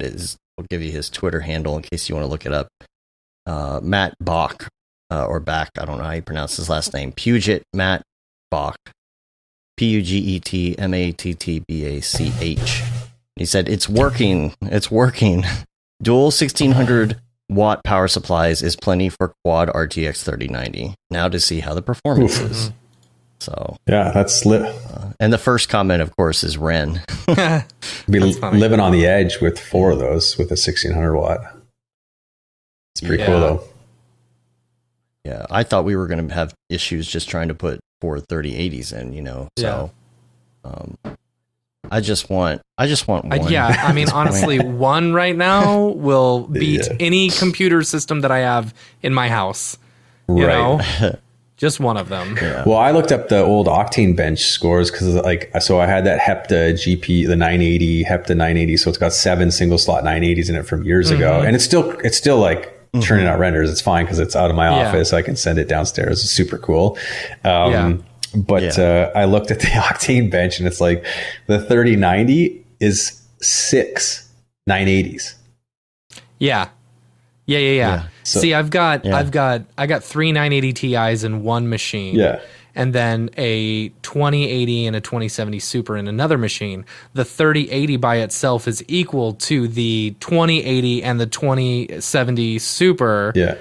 And like it's like half, or like then you cut it in a quarter, and then that's the 3 980 Ti's. It's ridiculous. Yeah. So it's exciting. It's no wonder that they sold out so quickly. Yeah. Because that's what I mean. Like the content, the barrier of entry again, like it's dropping. Like a content creator will just get that for, YouTube and videos. And now that are going to do 3D rendering and they're going to do, like tons of other GPU related stuff. So pretty cool. It's a pretty cool space for sure. It gets you a little like unnerved because you're like, man, like, you got these like young artists that can now churn out work in a sixth of the time. And find the knowledge, but I think still you're going to have so many of those in that space, and then there's going to be the cream of the crop that actually like do work beyond what's available and what's easily like, oh, I can there's a 10-minute tutorial this, 10-minute tutorial that, right? So how's the Houdini class going? Do you mind if I ask, like, how's that been? I was really it's good. It's good. Yeah. We've had a lot of positive feedback from the Houdini course, and the fact that it's like 40 hours. Yeah. I mean, that's killer right there. I went through the entire thing myself and I loved it. Yeah. I felt really comfortable in Houdini afterwards. Okay. Which is I think the ultimate goal for anyone jumping into Houdini. Right. Yeah. Now Mark is happy with the sales. Yeah. That's good. Yeah. It's, because you do something like that, it's like you don't know how much time you put into it, how many people are going to buy it. And, you put all that time and energy into it, and, people start torrenting it. It's like, dude, you're hurting people really bad when you do that. People don't, it's harmless. Well, maybe one would be harmless. My rebuttal to that is someone who's going to torrent, right? There's I don't know if it's a cost thing all the time. I think it's just, they're not sure, they don't want to commit, so they're just going to torrent it. I think that's the exact opposite of a person who would spend the time on doing a 40-hour class, right? Like the values of like, I'm going to spend 40 hours on this and like knock something out of it, versus be like, I'm just going to download this from somewhere else. So, we've seen the two camps of mindset behind that. So I think it's cool to try something out, but back in the day when I would torrent stuff, I'd never finish it. It wasn't important enough for me to buy, sometimes. So I think when you put skin in the game, you're like more likely to finish it. Yeah, I agree. I agree. That's true. Yeah. Jeff said Houdini course is amazing. One of the top 10 investments for me this year. Yeah. So, super appreciative of that. So, I have one more link here, and that's the PNY Parallel Dimensions contest, which is PNY teaming up with our friend Clinton Jones to do a little contest. So I'll put a link to that show so you can check that out. Maybe I can get a little give you a little blurb here if I could look it up. Let's see.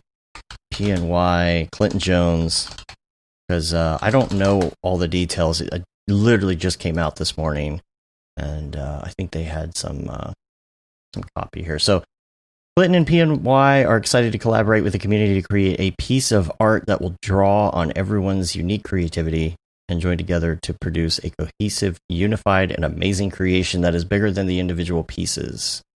So, what is Parallel Dimensions? It says Clinton loves traveling to new places, the excitement of getting lost in a foreign country, adventuring to the furthest, deepest point on the map, listening to music that amplifies a place's magic as you press the shutter on your camera. He missed that feeling this year, but he has an idea. Over the next 5 weeks, he challenges you to add your own personal flair to the 3D template provided. Transform it into a lush, breathtaking garden, a snowy, war-torn alley, or a foggy swamp town. Make this one personal. Spend the time to create art you're truly proud of. In the end, the top 20 submissions will be combined to form a collaborative audiovisual montage, kind of like a VFX Megazord. That's funny. And of those 20, 3 of you will be chosen to take home prizes that are guaranteed to push your creative ability even further. The grand prize is an NVIDIA Quadro RTX 4000. The second prize is an NVIDIA Shield TV Pro. And then the third prize is 1 terabyte M2 drive. A terabyte M2 drive. And then you've got fourth and fifth honorable mentions, 256 gig Elite X Fit USB flash drive. I was I went out of town for a Taekwondo tournament this weekend for my kid, and I was hanging out with some of the other Taekwondo parents and stuff like that, like you do. And we were all out at dinner, and I was talking to one of the kids, you know, because he was like, "Oh yeah, I'm really interested in 3D and stuff like that." He's like, "I follow this group called Corridor Digital." I was like, "Let me blow your mind for a second here." You know, and then I pulled out the episode where we're interviewing Clint, and he was like, "What? What?" It's funny. It's funny. Yeah. Yeah, he's hitting it hard. He's really he's doing a lot right now. Those streams he's doing, man, those are marathons. Yeah, it's cool. Those are marathons, man. So this is really cool. Check it out. There'll be a link to that in the show notes and such. Now, before we do Mograph Recommends, I did want to do a quick VR corner because Matt and I got ourselves a little Christmas present we bought our Christmas present early. Our company Christmas present like we do. Nice. Yeah. So I thought that like the 3080s and 3090s that getting an Oculus Quest 2 would be fairly hard to do right now, but we were able to put in a pickup order at Best Buy and get it in like 10 minutes. It was awesome. Nice. So we been playing with it, and I'm enjoying it. I'm enjoying the freedom of not being connected to a computer. I think it's definitely like it's not the same as having one connected to your computer. That's because you have to buy all the games again, which is annoying. You have to, like, how could you have an Oculus account, log into the same account, and then it's like, oh no, you have to buy Beat Saber again for $30. What? It's like, seriously? You're gonna make me do that? Everything else. Now it did recognize that I had the downloadable content already, and it gave me that back for free. But come on, like, really, I gotta buy all my games again if I want to play them like that? So sorry guys, what platform is it that you bought? It's the Quest 2. Oculus Quest 2. Yeah. Okay, cool. Awesome. And it's I don't know about Dave, because Dave, you have the Rift S, and then you went to the Quest 2. But I will say, for me, going from the original Rift to this, it was a big upgrade. Like the quality is you don't see so much of the screen door effect, you know, which is really nice. And then, but that was true with the Rift S. But this is not that this isn't better. It is better. But and then being untethered is fantastic. The setup for the room boundaries and everything, the inside out tracking. Holy cow! Like the ease. But see, that's I know. S. That's why I'm saying. Like jumping from the original Rift to this version, there are so many what's it called? Ease of life, whatever, you know. That thing. Quality of life changes, where it's like, okay, I just reach down and I touch the floor, now it knows how tall I am. You know, I can set the room boundary instead of having to walk around my entire room and hoping that it doesn't get in the way of the sensor. I can just point at it, you know, and then being able to use the hands. That's so weird. Yeah, I didn't know that until yesterday, and I was like, "Oh, you can just use your hands." So like a baby's toy. Like a baby's toy. But like it's weird. Like you're scrolling and stuff like that, and pinching to you know. But there's no games that you can use for it. You know, it's just like scrolling around and stuff. It's neat. Yeah. But I did wish like the battery lasted longer. You know, I was gonna say that. I was literally about to say I looked online. I was like, I wonder if there's like an external battery. And it's like, sure enough, it's just one of the big brick batteries, you know, that you plug a USB-C. Oh, you just connect it to the USB. And you just like strap it to the back. It's like, oh my gosh, can you imagine how heavy that would be?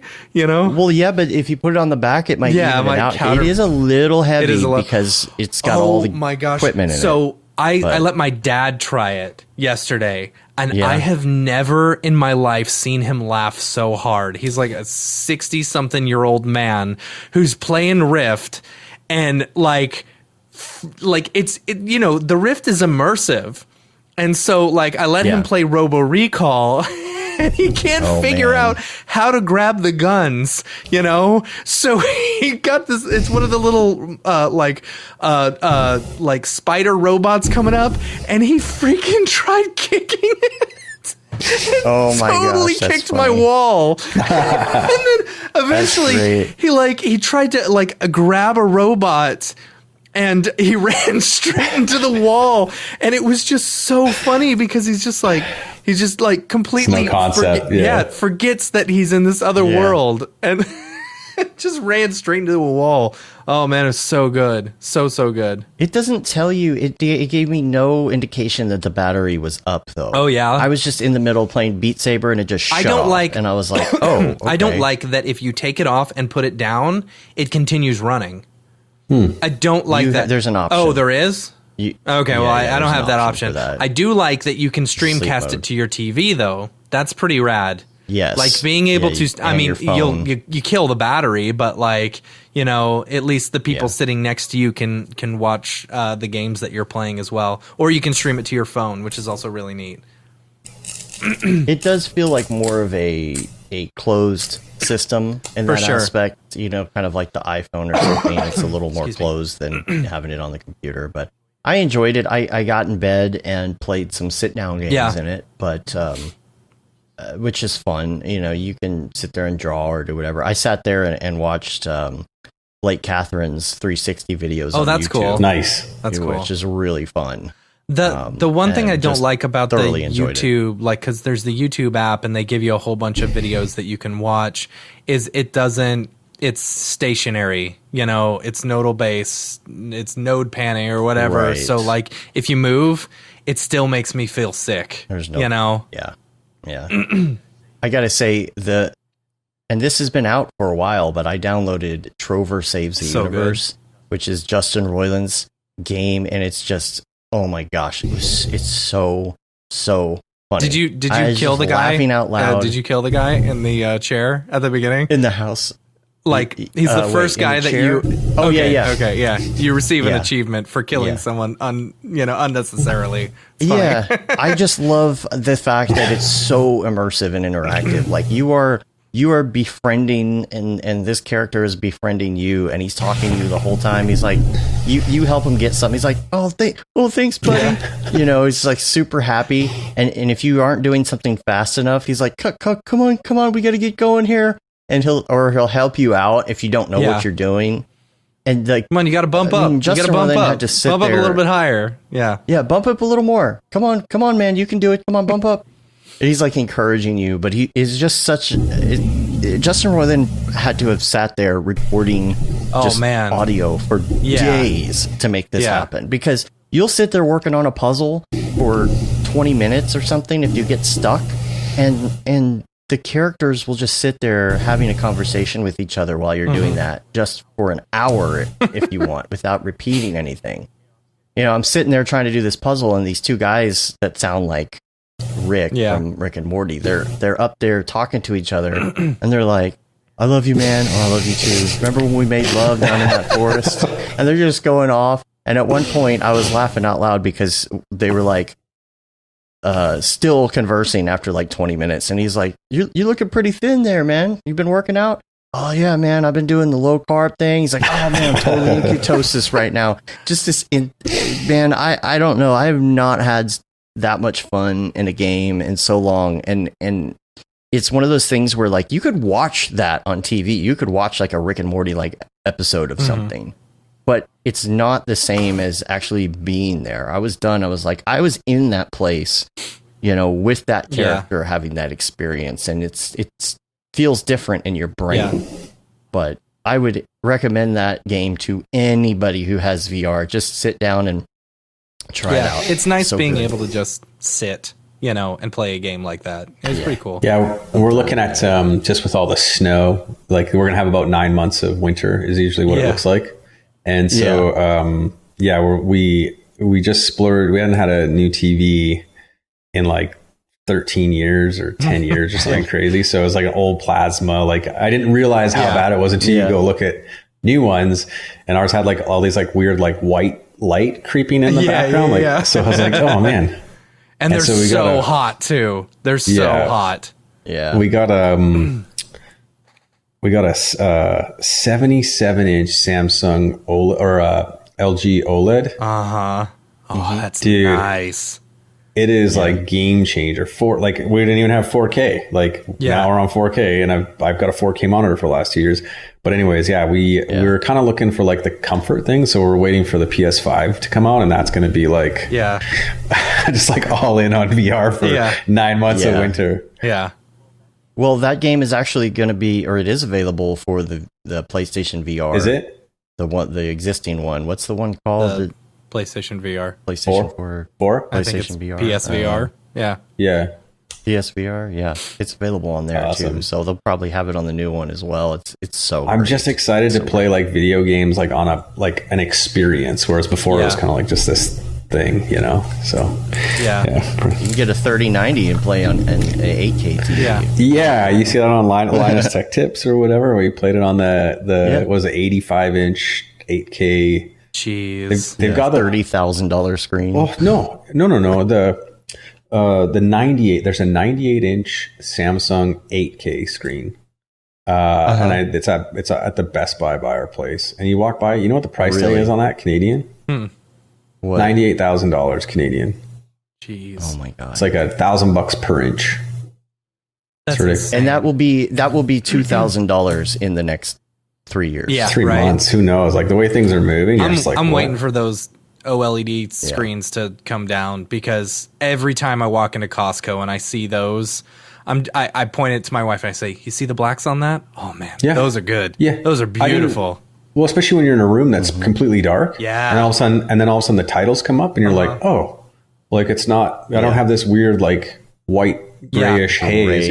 I never been one to be like, oh, we need a new TV and like this, but I'm like, once I got into like the like technical and I was like, crazy. And we're looking at updating. We're trying to look at that Sonos Arc or whatever. Seen that, the new soundbar that's replacing their one that was like top of the line for 7 years.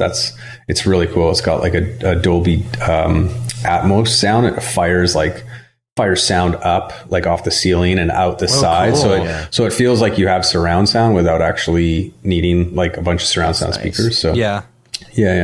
Oh, I should look at that. Yeah. We're just trying to get all the comfort things for winter. Yeah. For hibernation. Exactly. Shotgun says in the chat, I was talking about the transparent screen too. Yeah. Linus Tech Tips. Right. Oh yeah. Channel did that transparent screen. Yeah. I don't know what you would use that for really, but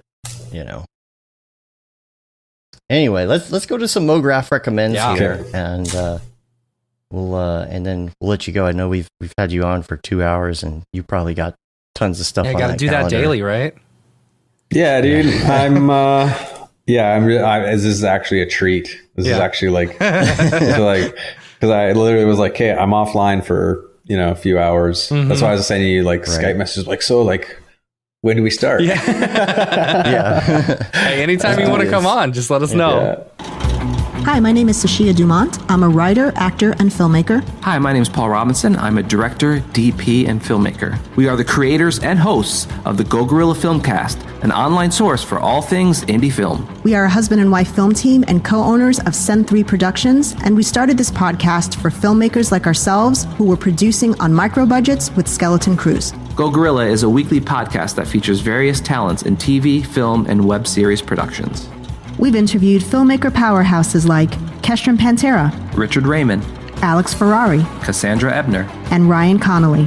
Amazing actors like Hannah Ward, Lou Taylor Pucci, Chris Wataski, and Eileen Gruba. Groundbreaking cinematographers like Jody Lee Lipes, and Jessica Lee Gagné, and many more. We also offer weekly reviews of our favorite films and shows, which vary from low-budget first-time filmmakers to A-listers and everyone in between. Go Gorilla is proud to announce that we have officially joined the Mograph Podcast Network. So if you love filmmaking as much as we do, tune in every Sunday for a new episode of the Go Gorilla Filmcast, your source for all things indie film. Now available on the Mograph Podcast Network. No, anytime. Right. But yeah, no, it's been fun. Yeah, so we're going to start with your favorite movie, and any of these answers can be a current favorite or an overall all-time favorite. And I'm going to run to the restroom real quick. Wish you would. For sure. All-time favorite original Blade Runner director's cut so far. And do you have like a really nice quality copy to watch on that new TV now? Ironically, I didn't even think about it, but I bought the 4K version of it, and we don't have a 4K player. I have to go I bought Blade Runner before I even bought the ability to play it on the new TV. So that gives you context about, just I have to have this. I watch it once every couple years, and actually the version that I bought now is different than the director's cut. It's like the final cut or whatever. I guess there's a bunch of different edits, but this one's going to be slightly different than the director's cut. So I had a hard time finding the new one in 4K. I was surprised. I was like, I want to watch this in 4K. Come on, guys! Like this is like, this of anything you should be able to watch in 4K. I think I got them both on. I think I got them both at the same time on Amazon, and the 4K one, the new one, was like an add-on. It was like recommended. I was like, oh, might as well. They got me with the add-on. Are you getting these on Blu-ray? Is that, or are you downloading? No, them? 4K on Amazon. Yeah. Oh, okay. I gotcha. Yeah, I ended up going to like YouTube or whatever, Google Play Store in order to find a 4K copy of it. It was weird. Oh yeah. Sometimes it's hard to tell. Sometimes like you search for 4K, because I'm a big 4K nerd now. It's like, okay, you have to see if you can find the 4K copy of everything. And I'll look and it will say, you'll type 4K and it will show it. And it's like, it's an HDR. You're like, okay. Right. It's HDR, but is it 4K? Yeah. Like, is it HDR Blu-ray or is it HDR 4K Blu-ray? Or is it Blu-ray HDR blah, blah, blah? Yeah. It's a bunch of different combinations. I don't even know. I got them off Amazon, and then I got them and I was like, oh yeah, I need a player. I can't just throw these in the Xbox. Yeah, see, I've got these TVs. They're not like the best quality TVs, but they are very affordable, which is the TCL. That's what Matt has too. Well, did you see the latest, the Series 6? I did see that they have the new ones. Those are just the Samsung screens. That's how good they are. Yeah. It's crazy that they partnered with them. Yeah, they got a couple recommendations on them, but yeah, for affordability and even the features, they're really nice. Yeah. You're talking about headphones already? No, we're talking about the TCL Series 6. Yeah, they're good TVs. Mm-hmm. Yeah. So the next one on the list is your favorite music. Right now, it's like that. I just play like the focus, kind of concentrate, like deep tech kind of housey tracks on Spotify. Like nothing too but they're kind of like, I'll send you a link. They're just kind of like background kind of, they're just kind of like background stuff. Yeah. There's no like really heavy vocals in them, and kind of like just like this rhythmic kind of thing. I know it sounds weird, but right now, like when I need to stay focused, I love listening to music like all the time, but when I need to stay focused, it's strange enough, it's like classical sometimes. Like I literally just listen to classical when I'm working. But for good times, I listen to a lot of Lane 8 to like just like party to. That sounds very familiar. Yeah, I think I know. Super talented producer. And yeah, like other artists right now, I listen to a couple like radio shows. I listen to like a Defected in the House radio show. I used to do a lot of DJing back in the day, ironically enough. Oh yeah, that's right. Yeah, we're all failed musicians, aren't we? Yeah. Failed musicians / restaurateurs. Yeah, no, I used to do a lot of DJing. I still have my Ableton Push 2 here. I kind of like tinker around. Mine's right here, right next to me. Right. Collecting dust. But Lane 8 is just kind of my go-to right now. And then I'm just loving, we got a couple little Sonos speakers, and I love just being able to get up in the morning and be like, Alexa, because I got Alexa built in, and I just play some 90s rock. Yeah. Just play some 90s rock. Yeah. Like the Nirvana, Soundgarden. The 90s were the best. 90s were terrible for pop music, but great for rock music. Yeah. I think. Yeah. And ska, love myself some ska, some 90s ska. Yeah. I don't know about all that. But we lost Dave. I took Clinton Jones's, I think it was his life hack, his suggestion to get the the bone. Did you get them? Bone induction headphones. Oh, I did. the sleeper ones. I got a. It's kind of a medium priced pair. I didn't want to go too far with it, but I took his advice and just wearing them and just having some like ambient music or chill hop or something playing whenever you're doing stuff. And I found that if I'm editing, for example, like if I'm editing on the computer, I don't like to play music on the computer while I'm editing, but I do like to have a little bit of that low ambient on my because it doesn't cover your ears, so you can sit there and edit and that's kind of in the background and you walk around with it and do whatever. I don't know, I'm kind of liking it. Weird. How's the sound? Yeah, it sounds pretty good. The reason that I did not buy them when I was looking for headphones for working out, even though I think that they would be great for working out, is because when I am running, I like to really pump up the music, and I don't feel like those types of headphones. Pump up the jam, but pump it up. Yeah, maybe I'll wear them to go biking later today. Something like that might be nice, because then you can hear the cars coming. Right. Yeah.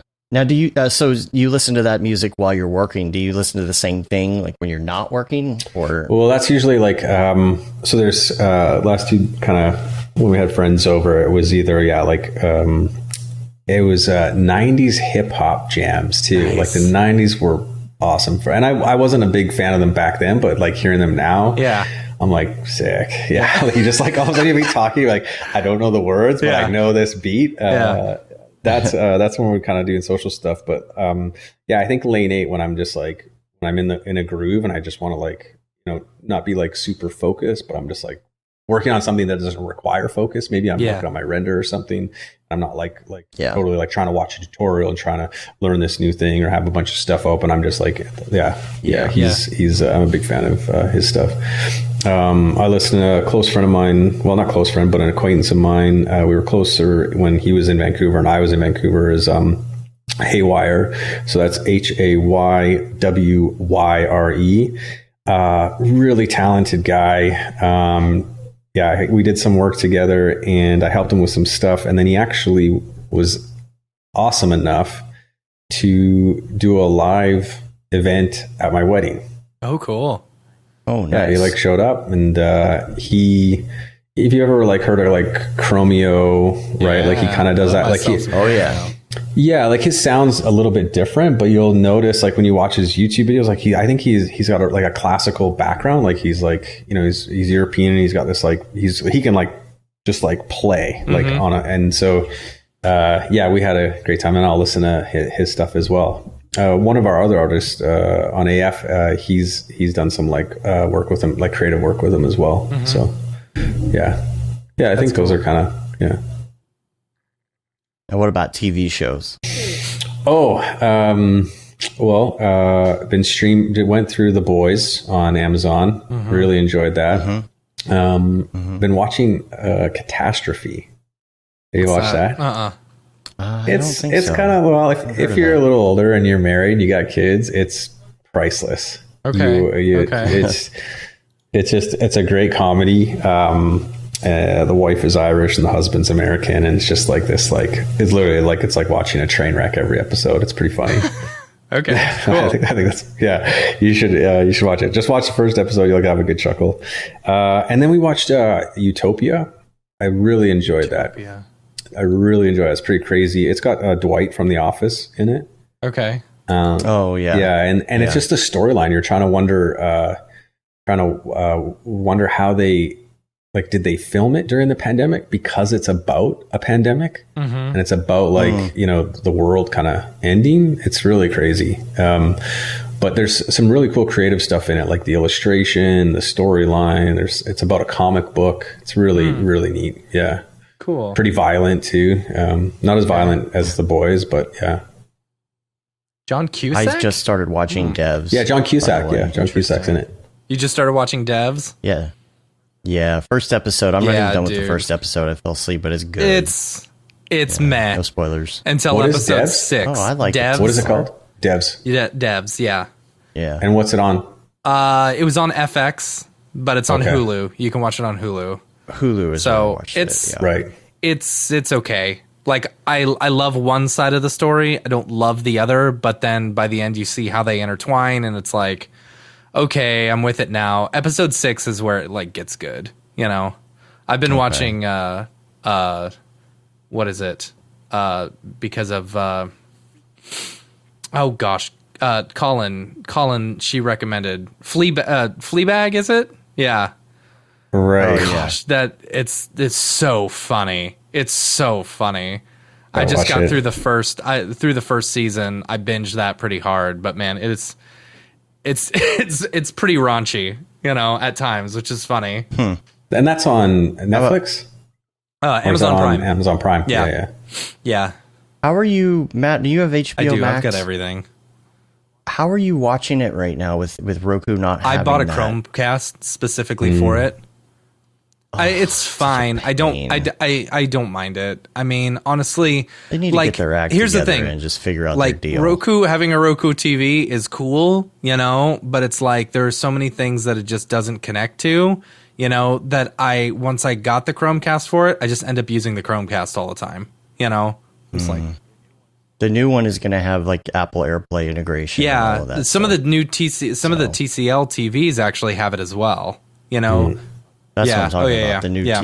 The new TCL Rokus. Yeah. Will, but Sugar Free says, "What about Breaking Bad or The Wire?" Actually, beat Kevin to the punch. Yeah, and Kevin said Sugar Free has the right. I wonder idea. if Sugar Free is that you, Kevin, or someone you know? He's talking to himself, right? That's funny. I've watched all the Breaking Bad. Right, Yeah. All the Breaking Bads. I still have barely watched. I've tried to start watching The Wire like 3 times. Yeah. I haven't. But that's Kevin's running gag now. I liked it. I watched the first couple episodes of The Wire. It's just slow. It's slow. You know. How about podcasts? Mograph Talk Radio. I listened to that one. Yeah. Thing. Not a bunch of podcasts. I find that, you know, it's probably just the nature of where I'm at with work right now is that I can't listen and work at the same time on something that I want to retain. Like if I'm going to listen to a podcast, it'll be in a car, like a car ride. It'll just be, I need to, like, I've learned this over time is I'm not a great auditory learner. Like when someone's just talking and I need to like, just listen and retain information. Like I learned this actually in design school. I could be alert in every single class, have 10 hours of sleep, like be ready to go. And then I would go to an art history class and I would love the content. Like I'd be able to read the book and get through all like the minutia of it. But then as soon as our professor started talking, and it was a dark theater, so that probably didn't help. And she had a really like soothing voice, like a soft, like almost like a voice that you listen to like on a Calm app these days. And then she'd be like talking about, you know, the Cubist movement, and I would just be like so excited, and then I'd be like, and I'm not joking, you guys, like my notes, I'd try so hard to stay awake that my notes would be like this, and then like they would literally just be like the pen would trill. It'd be like a pulse, right? You just see the flat line kind of go off the side of the page. But not great at it. So I try and save podcasts for moments where I'm doing some. What's that called? It's like it's when you're using enough energy to keep you active. Gotcha. Like it's when you go walking, right? Like when you go walking, you're not having to think about walking, but you're at least doing something that keeps you alert. Yeah. If I need to kind of be in that state. Yeah, that makes sense. Yeah. Mm-hmm. Yeah. I listen mostly to podcasts in the car, and it's funny because in my head, I don't know, something about the way my mind works. If I go back and I listen to part of that podcast again, I can remember where I was and what I was doing at that exact moment they said that. Oh, that's when you were turning the corner to turn onto that street when they said that. I'm that same Weird. way. Yeah, it's like a story moment, like a narrative in your life. Yeah. It's almost unrelated. Right. It has something to do with I think it has to do with photographic memory. Yeah. You have a photographic memory, it probably has that effect on you. Yeah, I can do that with receipts. That's funny. Really? I can do it with receipts. Like I can look at a receipt that's 6 years old and I can be like, I was here with this person eating this, doing this on this day. Crazy. Yeah. It's really weird. But I don't keep any of my receipts. I shove them in a bag and then I just give them to my accountant. Yeah. They're like, what is this? I'm like, my life. Yeah. In a bag. If I go back through my bank account and I categorize things, even going back a year or so, I can remember all the exact, you were at that place with that person doing that. If it's something different than one of the thousands of Chick-fil-A, things in my, I can probably remember it. Chick-fil-A. Yeah. You don't even want to It's almost know like you should start. money I spend on Chick-fil-A. Oh, stupid. No. We should start a scrapbook this year, a receipt scrapbook. Yeah, right. Yeah, you're like, this is when I was. Imagine showing your grandkids that. Right. This is when I was at Chick-fil-A. This is when I was at Chick-fil-A. Yep. This was when I was at Chick-fil-A. What's pathetic is like Sonic. You see the amount, and you're like, you know exactly what you bought there. It's like, okay, I bought a drink. I just bought a drink there. Yeah. A drink and a corn dog. $69,420. Did you see that the price of the Tesla was lowered to $69,420 on purpose? So stupid. Funny. It's funny. All right. Plugin. What is your favorite plugin? Does X Particles count? Yeah, sure. Yes. Yeah. Yes, it does. Does Redshift count? It does. Yes. Yeah. It technically does. Yeah, I would say X Particles. And submit to deadline plugin. Oh, cool. Yeah. Yep. And what about headphones? You've got some interesting headphones on, I think. Yeah. So these are the Sennheisers, the HD25s. So they're a classic. They're a classic headphone. They're actually this version's a little less robust than the original ones. And they were like there's some real like heavy duty pieces. These kind of feel a little light, but they're one of the lightest headphones you can ever get, and they're like studio monitor headphones, so you can like move, like you can just move the ear back. Cool. Right, that's right.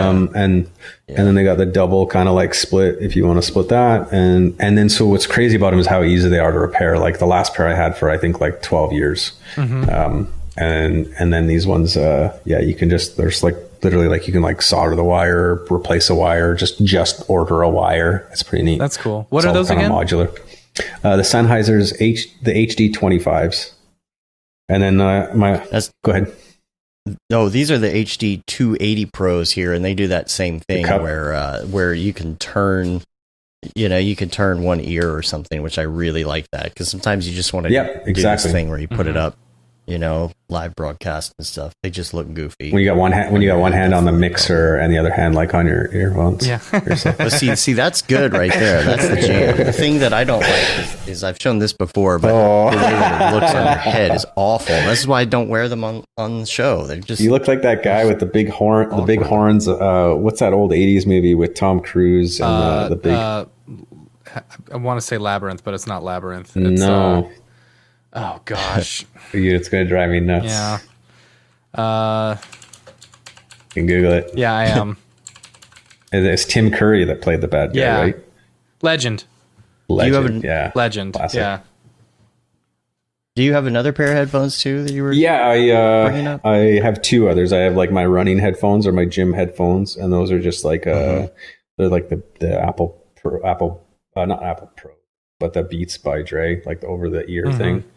That's what I have for running, and they work very well for running. They do, and they sound really good. And then I really enjoy on like traveling, like airplanes, are those Sony the MX 3000s or whatever, the noise canceling ones. They're unreal. They're unreal. Like you don't realize how much even just background noise is on a plane until you like turn these things on. You're like, what? Yeah. So those are my headphones, my headphone breakdown. I've fallen asleep. I have the Bose, and I've fallen asleep on an airplane before, and they've died, which sucks because you're mid-sleep, and all of a sudden they shut off, and it's like it's like all this noise. Dang it! Yeah. I used to go to bed with just like normal wired headphones, like little Apple shitty headphones in, and listen to like Headspace as I go to sleep. You guys ever listen to Headspace? Mm-mm. It's like a meditation app. It's awesome. They have sleep. They have Sleepcasts. So it's literally it's like bedtime stories for adults. It's literally just like they're painting like a narrative as you're going to sleep. That's cool. And it's like it'll have like background noise, and it'll be like, and you're sitting on the beach, and and you're like, oh, and the sand is, and they'll describe things really thoroughly. So all you're doing is like you're visualizing. And you're not thinking about your day. And then all of a sudden I would like wake up and I'd be like, oh my gosh, I got headphones like wrapped around my face. It'd be funny if like halfway through, like once you've possibly drifted off to sleep, they start just getting weird. Yeah, totally. Well, what'll happen, what's crazy is what'll happen is they'll have these moments of like silence, and then you'll just hear the background noise for a while. And then they'll come back and then they'll start talking more. And sometimes that works, but sometimes it actually like wakes you back up. Out of yeah. It's right. like and then a shark with legs comes out of the sand. I used to listen to Dark Side of the Moon anytime I would fall asleep. You know, it was a great thing to fall asleep to until it got to time, and then it'd wake you up immediately with all the alarms and stuff. It's pretty funny, right? Yeah. I also listen to a lot of there's a couple Spotify soundtracks, like the Hans Zimmer playlist. That's a really good one. If you ever just want to like listen to some like kind of like half like movie soundtracks that are like anything from like Interstellar, but then he also does like classical music as well. So that's a good little if you're looking for something that's kind of in between, that's a good one. And what about on your phone? What about your favorite go-to app like Muscle Memory? Yahoo Finance. That's pretty good. Okay. Yeah. All right. That's a good one. Yeah. I don't think we talk about that enough in our industry, but yeah. Yeah. Do you have an iPhone? They do. Yep. See, so I use Robinhood, and they've got a little like app, like a little widget, it's nice. Sweet. So like I just pull out my phone and I can immediately see that I'm down 1.5% on my stonks are down.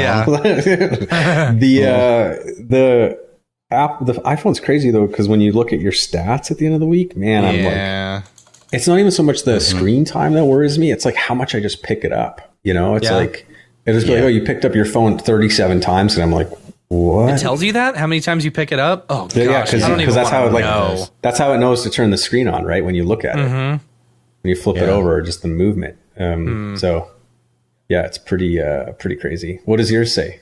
Yeah. Well, let's see all my activity.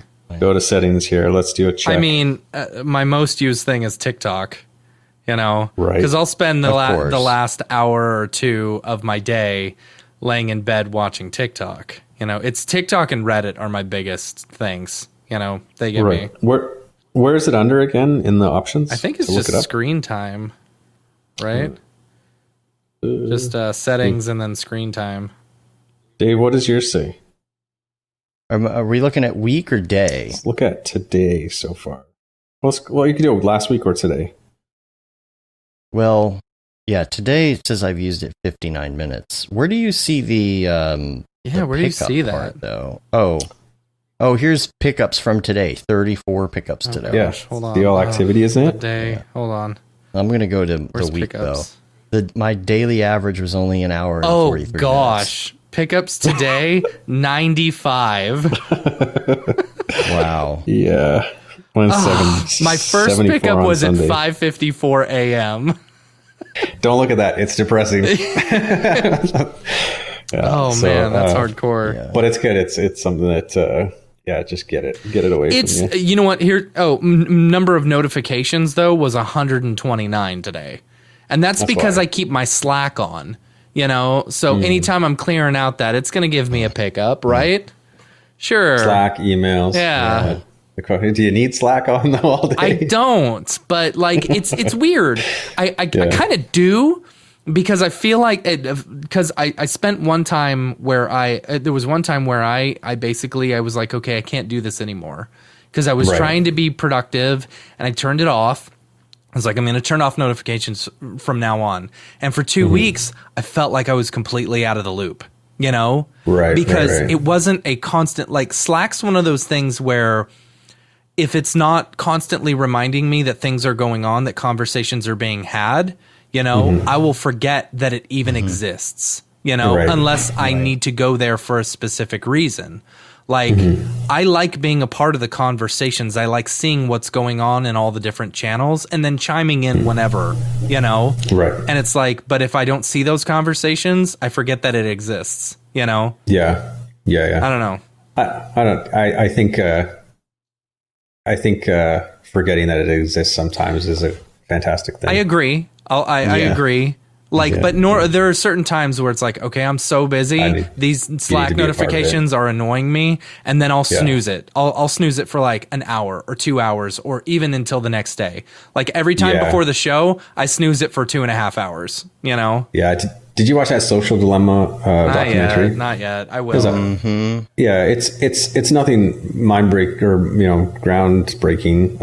And not stuff you don't know, but it is still. But the way that it's presented is pretty interesting. Yeah. And the two stats were like the level of computing power that's like escalated in the last like 5 years. It's like this chart that starts off really slow. And then remember that, David, just goes like this and it keeps zooming out. And the beginning of it's flat. And then it just like, so it's like we're trying to adapt to this technology that's just like spitting stuff at us. The suicide rate in teenagers was really crazy. They were showing the timelines of when like Facebook had been around for an entire teenager's life, and when the suicide rate started just like going through the roof. But the phrase that stuck with me that I know it's so obvious is it's a tool. When we picture our phones like, it's like a tool to help us be productive. It's to do all this stuff with, right? But they said, a tool is something that sits on a shelf. It's passive. When you're ready to use it, it's used for one thing or it's used for a certain thing. Yeah. Right. And it's like a tool is not something that's you're always having to like latch onto for reasons that you don't know. So it's kind of like in this relationship, we're the tool and the phone's using us, I am right? Like because the bike doesn't go say, hey, you need to ride me. Come ride me. Yeah. It's always like we're on the shelf and the phone's like, and we're like into our phone right every time. So I mean, I always knew I was a tool. So. Yeah, fair. Ding. You need a ding for that. There you go. Yeah. Okay, last question. Sure. Favorite life hack. And Mitch Myers is turn the toaster on its side for some bomb-ass grilled cheese. That was really? That's Mitch Myers. Yeah. Yeah, I don't have anything cool like that. I would say take 10 minutes. Like I find 10 minutes of meditation every day gets me 2 extra hours. 10 minutes of meditation gets you 2 extra hours? Wow. Yeah. Just the level of focus. And it might take you like a week of meditation to do it 10 days in a row or 7 days in a row. And it just, the level of distraction, like the level of like not phone distractions, but the level of like thought distractions where you're kind of like anxiety. Like there's two states. I think it's like worrying either about what's in the past or what's in the future.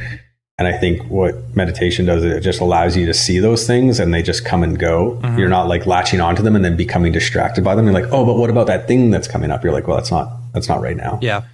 Right. So that's how you kind of, you may not physically get 2 more hours out of the day, but you'll get 2 hours of like more focus, more free thought. Yeah. You're not just getting carried away by your thoughts constantly. Yeah. So, it's a good one. Yeah. Just it's physiological too. Like, you're not the only person to say meditation. Like it actually comes up more than any other life hack.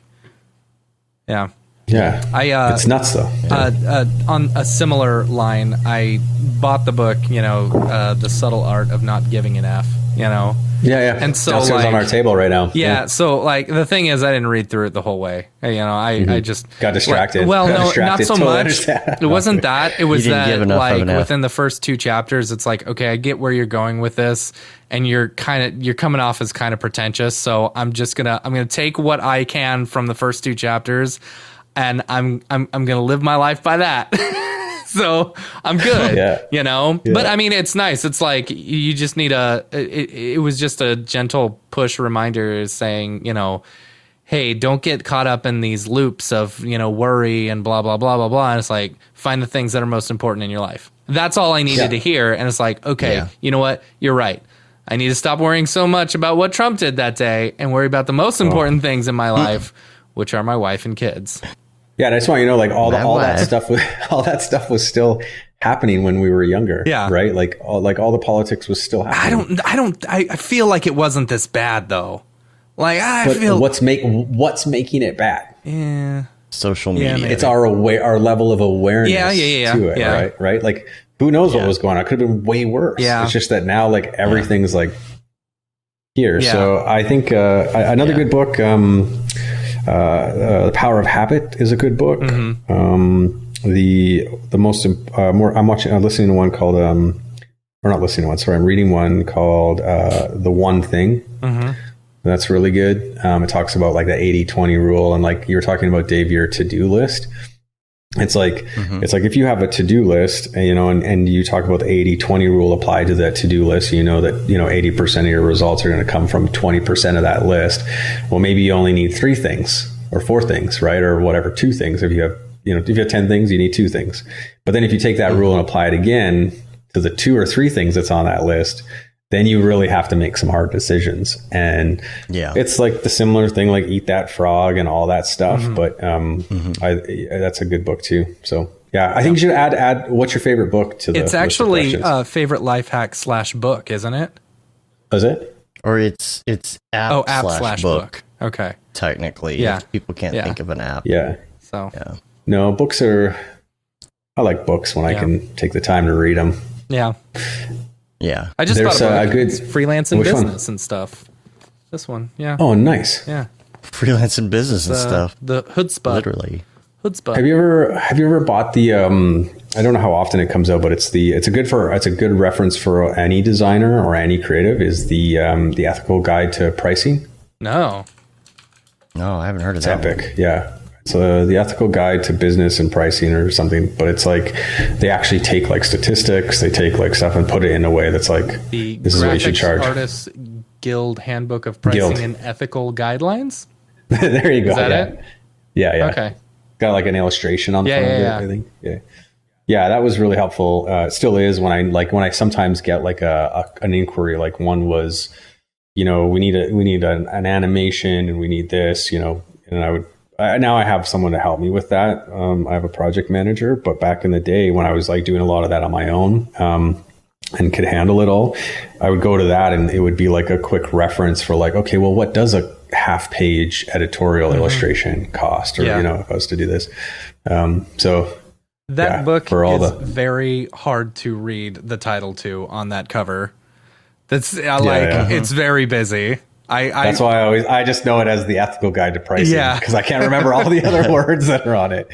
Yeah. It's like trying to read the title of any product on Amazon. Well, it's like there's so much going on, words. And then they've hidden the title within the artistic elements, and you're like, okay, anyway.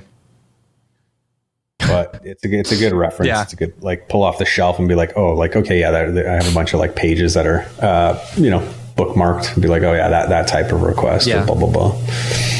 So, what's your favorite piece of software outside of 3D Creative 3D? And not Slack? No, I don't know. Do I use any? I don't think I do. No. I'm on my phone all the time. TikTok. Yeah, that's it. Yeah, it's probably TikTok then, right? Yeah. I don't know. I play games, Yeah. So probably Steam, I guess. You don't have one that you kind of you're good at, but you don't use a lot. But when you use it, is it Audition? I don't know. I mean, one of those ones. That's so a little I have off the been radar. using Audition since it was Cool Edit Pro 2.0. Oh wow. So you know how to use that shit. Not really. I mean, okay. I did back in the day. But other than that, I don't know. I'm getting a drum set for Christmas. I'm excited about that. Like a real one? Or is it No, it's an electronic drum set. It's like digital. pads and stuff like that. I gotta run. Yeah, you're fine. I'll be back. Y'all keep going. I am awesome. excited about that. I'll probably pick up Ableton as well. And I saw that in the chat. I've wired my whole room, my whole office, and ran wires into my closet to where I've actually got like voiceover and audio, like vocals, if I wanted to do it. Is it all like got the foam? It does have the foam on it. Yeah. So I put the foam all over the stuff, all over the walls and stuff. I took out the shelves for my closet. I've wanted to do it my whole life, in every house that I've ever rented or owned, and so like it's cool. I just haven't done it yet. I got all the guitars hanging on the wall. I got the drum set coming. I can play bass guitar. I can sing. It's like, but I don't. And just like put it all together. Yeah, I don't have time. I don't have time. Did you watch the Garth Brooks documentary on Netflix? No. Is it good? I know it's cool. Yeah, it's just cool. Like to know the story about him. I'm not a big fan of like. I just grew up because my dad listened to him, but I was just like, like where he came from and like he just kind of came out of nowhere, and the level of accomplishment, the shit that he did, like the whole like that New York show. Anyways, but it's cool to listen to him like just even sing and play live because you're like, oh wow, like he's not a sham. Like, you can just like literally he can sing. He can sing. Yeah, I enjoyed myself some Garth Brooks back in the day. Yeah, we all got friends in low places, right? Ding, where's my ding? There you go. That's funny. So it's like your own little like recording studio. Yeah. I've always wanted to do it, but I don't know. I just never had the time. What's been hard is like I set all this stuff up, and with COVID happening, it's like it completely threw my world for a loop. Because then the wife was home all the time and the kids were home all the time. And then we had another kid in January. So it's like, crazy. We're not putting the kid in daycare yet. So it's like we're having to find babysitters stuff, and then the work just picked up like crazy this year. So it's like normally I would do some of the fun stuff during my work day, Yeah. And so like I'm looking forward to getting back to that, to where I'll have a little bit of time to where I can be creative or do something again, once all this stuff is over with, Yeah. I don't know. That's pretty epic. Yeah. Really epic actually to have your own recording studio. Yeah.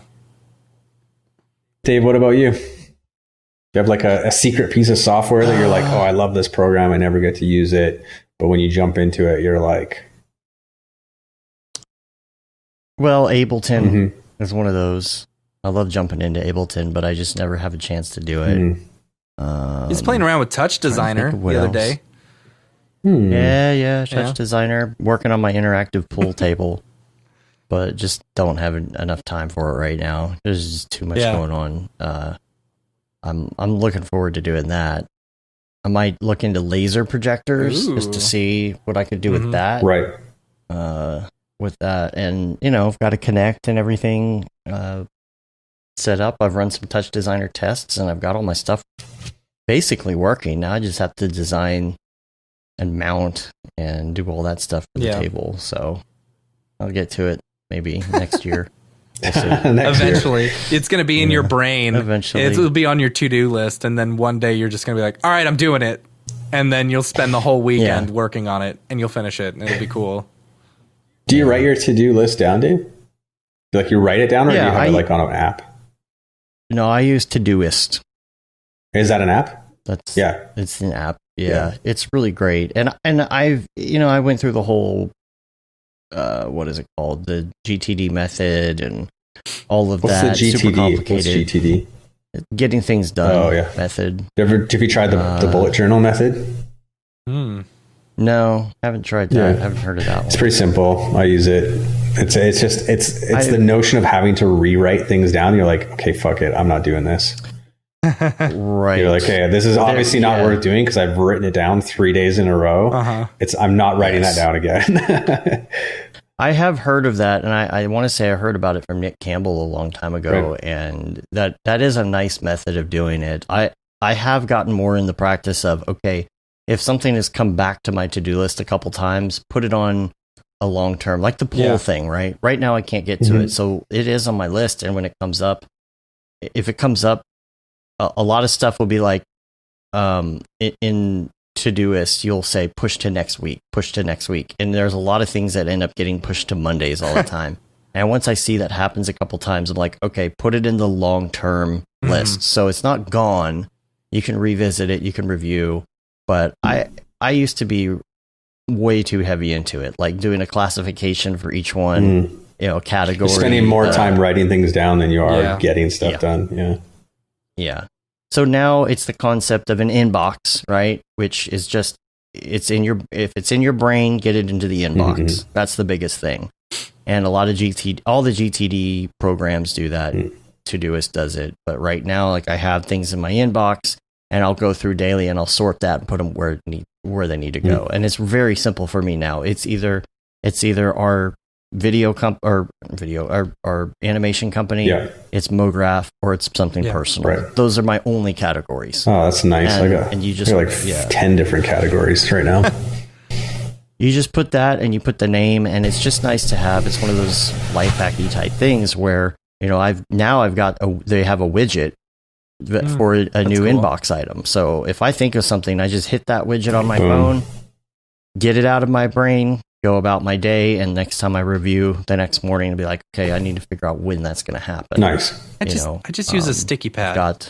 The Windows sticky pad I keep track of all my current jobs, my jobs that are waiting for approvals or emails or something, what I've got out to my freelancers, potential jobs. I've got it all on a list, and I don't know. For my personal life, I don't need to mark anything down. If it becomes an emergency, I just take care of it. You just get up at 6 a.m. and feed your baby, and you're like, okay, fire. I can't tell you the number of times I've done it too, where I'm like, and it's so weird because the shower thoughts. It's like right when you wake up, you've got you're so clear minded and stuff. So, because I totally would have forgotten about that if I had just woken up and just gone to work. But it's like, because you're able to think and stuff like that, I go through my day and I'm like, okay, crap, I got to get this done. I have things under though that are like, do your budget every first and 15th. Go through your budget. Make sure you get the bills paid. See, I've got that in my head too, but it's do your budget when you've gotten enough notifications from Citibank saying you owe this much on your credit card, and I'm like, okay, better pay my budget because I got to pay that credit card bill. Yeah, the urgent budget. Yeah, that's and things like the person who hit and run on me. I'm checking in with my detective who's trying to get all their information, and honestly, she's a little slow at it, so I have to check in with her every once in a while. So every week I have accident. You got a PI? What's private that? Investigator? No, it's a detective at the station who is like tracking down the insurance. Oh, I thought you meant like it was like some huge ordeal. I thought it was gonna be like some drama story where you had like a PI, like someone pretend like they hurt themselves and they're mowing their lawn or something, and you got your PI busting them. Yeah. No, maybe I need to do that to find this person, finally figure out all the information. But other things on here like these end up being some of the long-term things like Canvas Champ, who I get my Canvas stuff through. They send every year on your birthday, they say have a free Canvas print on us. So I have to think of something to go on that Canvas. So on my lists for November 1st, if I look at my personal stuff, it says Canvas Champ. So I can think, oh, okay, I could use it for a birthday present, a Christmas present for somebody. Never use it. That thing. I did it last year. I took he got an email from like Walgreens or something saying, here, we're gonna get rid of your pictures that you've saved online. Have 20 free pictures, right? He's like, all right. So he went and printed 20 free pictures and then forgot about it for like 2 weeks to go pick them up. It's like 1 hour photos that he could have gotten. And it's like it's like on your birthday when you get like free Starbucks, right? And you're like, oh, I gotta go get that Starbucks, and you don't get it, and you're like, you feel like you've been done wrong by. You're like, oh, how come I can't? And you're like, it just reminds me of The Simpsons where he goes to get all his free birthday stuff, and he goes to the ice cream place. And he's like, one free birthday sundae, please. And it's like super small, and he slaps it on the counter, and he's like, eat it and get out. Exactly. It's like, come on, they're giving you free stuff. Stop complaining. Yeah, and I didn't pick up photos on my to-do list, and that's why I forgot about them. That, or it really wasn't that important. That too. Cool. Now, hopefully, I hope that next time we chat that Matt, you've made some headway in your recordings. Yeah, I hope so too. And I hope that the pool table is out of the prototype stage, or whatever you want to call it. What should we look forward to you that you're doing in the future? Yeah. Man, that's a good question. I think it would be just looking forward to like some new personal work. Mm-hmm. Yeah, and seeing just seeing some cool things. I know some cool stuff's happening in the works right now, but for me, it's just getting back to the stuff that got me here. I think is what's because I've put a lot of that on hold for now to kind of get this other thing kind of lifted off the ground. Mm-hmm. And then once that's in a good place, you guys know what it's like, right? When you're juggling two things. Mm-hmm. But being creative is at the core, is my core, and I just want to make sure that I'm making room for that rock in my jar, and then everything else can kind of fit around it, if that makes sense. Yeah, totally. Yeah. So cool, man. New personal work. Cool, man. Yeah. Cool.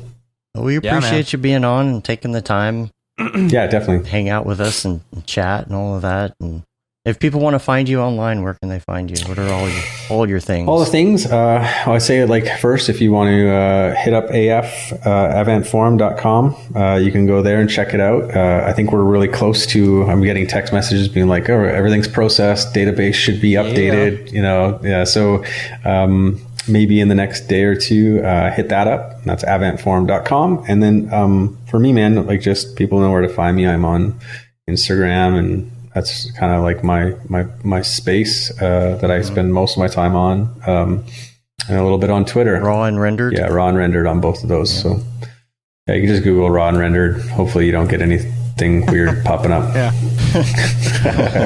But I really appreciate the time today. It's been a lot of fun. Cool. Thanks, man. Yeah. And I'll probably, I think I'm going to see you on Thursday anyway. So that's right. Hopefully I'll be there. So we're going to get out of here. Oh gosh, I have a 3:00 call I got to be on. Speaking of, got to talk to Armando. All right, let's see. You can leave us a review, rate us on iTunes. Yes. Sorry, my notes were in the wrong place. Get the ratings up. See what happens. He had the shower moment. See what happens. You can rate us on iTunes, leave a review. You can also subscribe on your podcatcher of choice. Helps get our ratings up. The newsletter is available. Make sure that you get subscribed to that. It goes out once a month, give or take. You never know. You can say you've been there, done that. Got the T-shirt with the Mograph logo tee. The Paul Babb, Feel the Babb 2020 shirt. All the profits from that go to Doctors Without Borders. The Render Things T-shirt, hoodie, and long sleeve tee, which you should get because it's getting cold. Baby, it's cold outside. And then, of course, there's the That Render is Fire shirt, which you're only allowed to wear, ironically, unless you're shams. Yeah.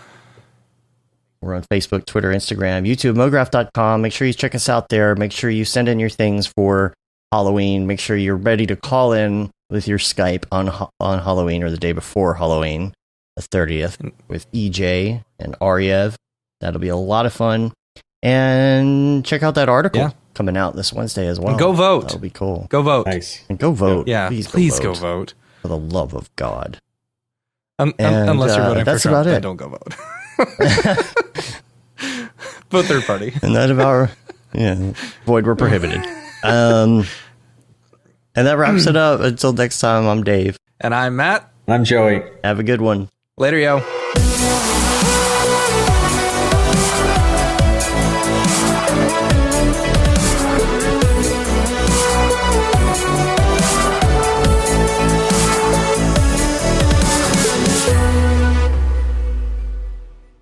It's pretty good, I guess. Mograph.com, an online resource for motion graphic artists. Start your week with the Mograph podcast. Industry news, interviews with your favorite artists, and terrible humor.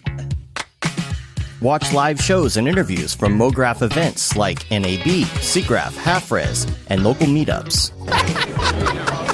Our Mograph Talks feature live demos and motivation from artists all around the world. Sometimes you gotta make stuff that you're not gonna put on your reel, and I'm not here to judge. What if Rick and Morty show up for the countdown at midnight? That's where I peaked in life, in my career. We gotta stop this thing, Rick! It's gonna kill us all! Hear from the people that create your software, design your render engines, and artists that are changing the face of modern motion graphics. You get that render done. Yeah, you better frame what? Mograph tutorials and online classes will teach you about Cinema 4D, After Effects, as well as other popular software and render engines. Throw in the HDR Studio, take the render settings, pick the HDR, put in a reflection, and gorgeous. Branch into new software. Learn time-saving tips, techniques, workflows, and lessons that'll keep you up to date in the world of motion design. Oh, brother, those are some of my favorite elves. I love projects that scare me. When our art director comes to us and asks for something that I had never done before, man, it gets me pumped. Join the conversation in our live sessions. Check out our plugins or join the hundreds of daily active users in our Slack channel for technical help, advice, contests, or just to joke around. Real nice banana. Yeah, that's so funny. All right. I'm going to live forever. Subscribe today and get the latest updates on our YouTube and other social media channels. Take all your dreams and just do it! We don't care how you get here, folks. Just get here. Subscribe to Mograph.com.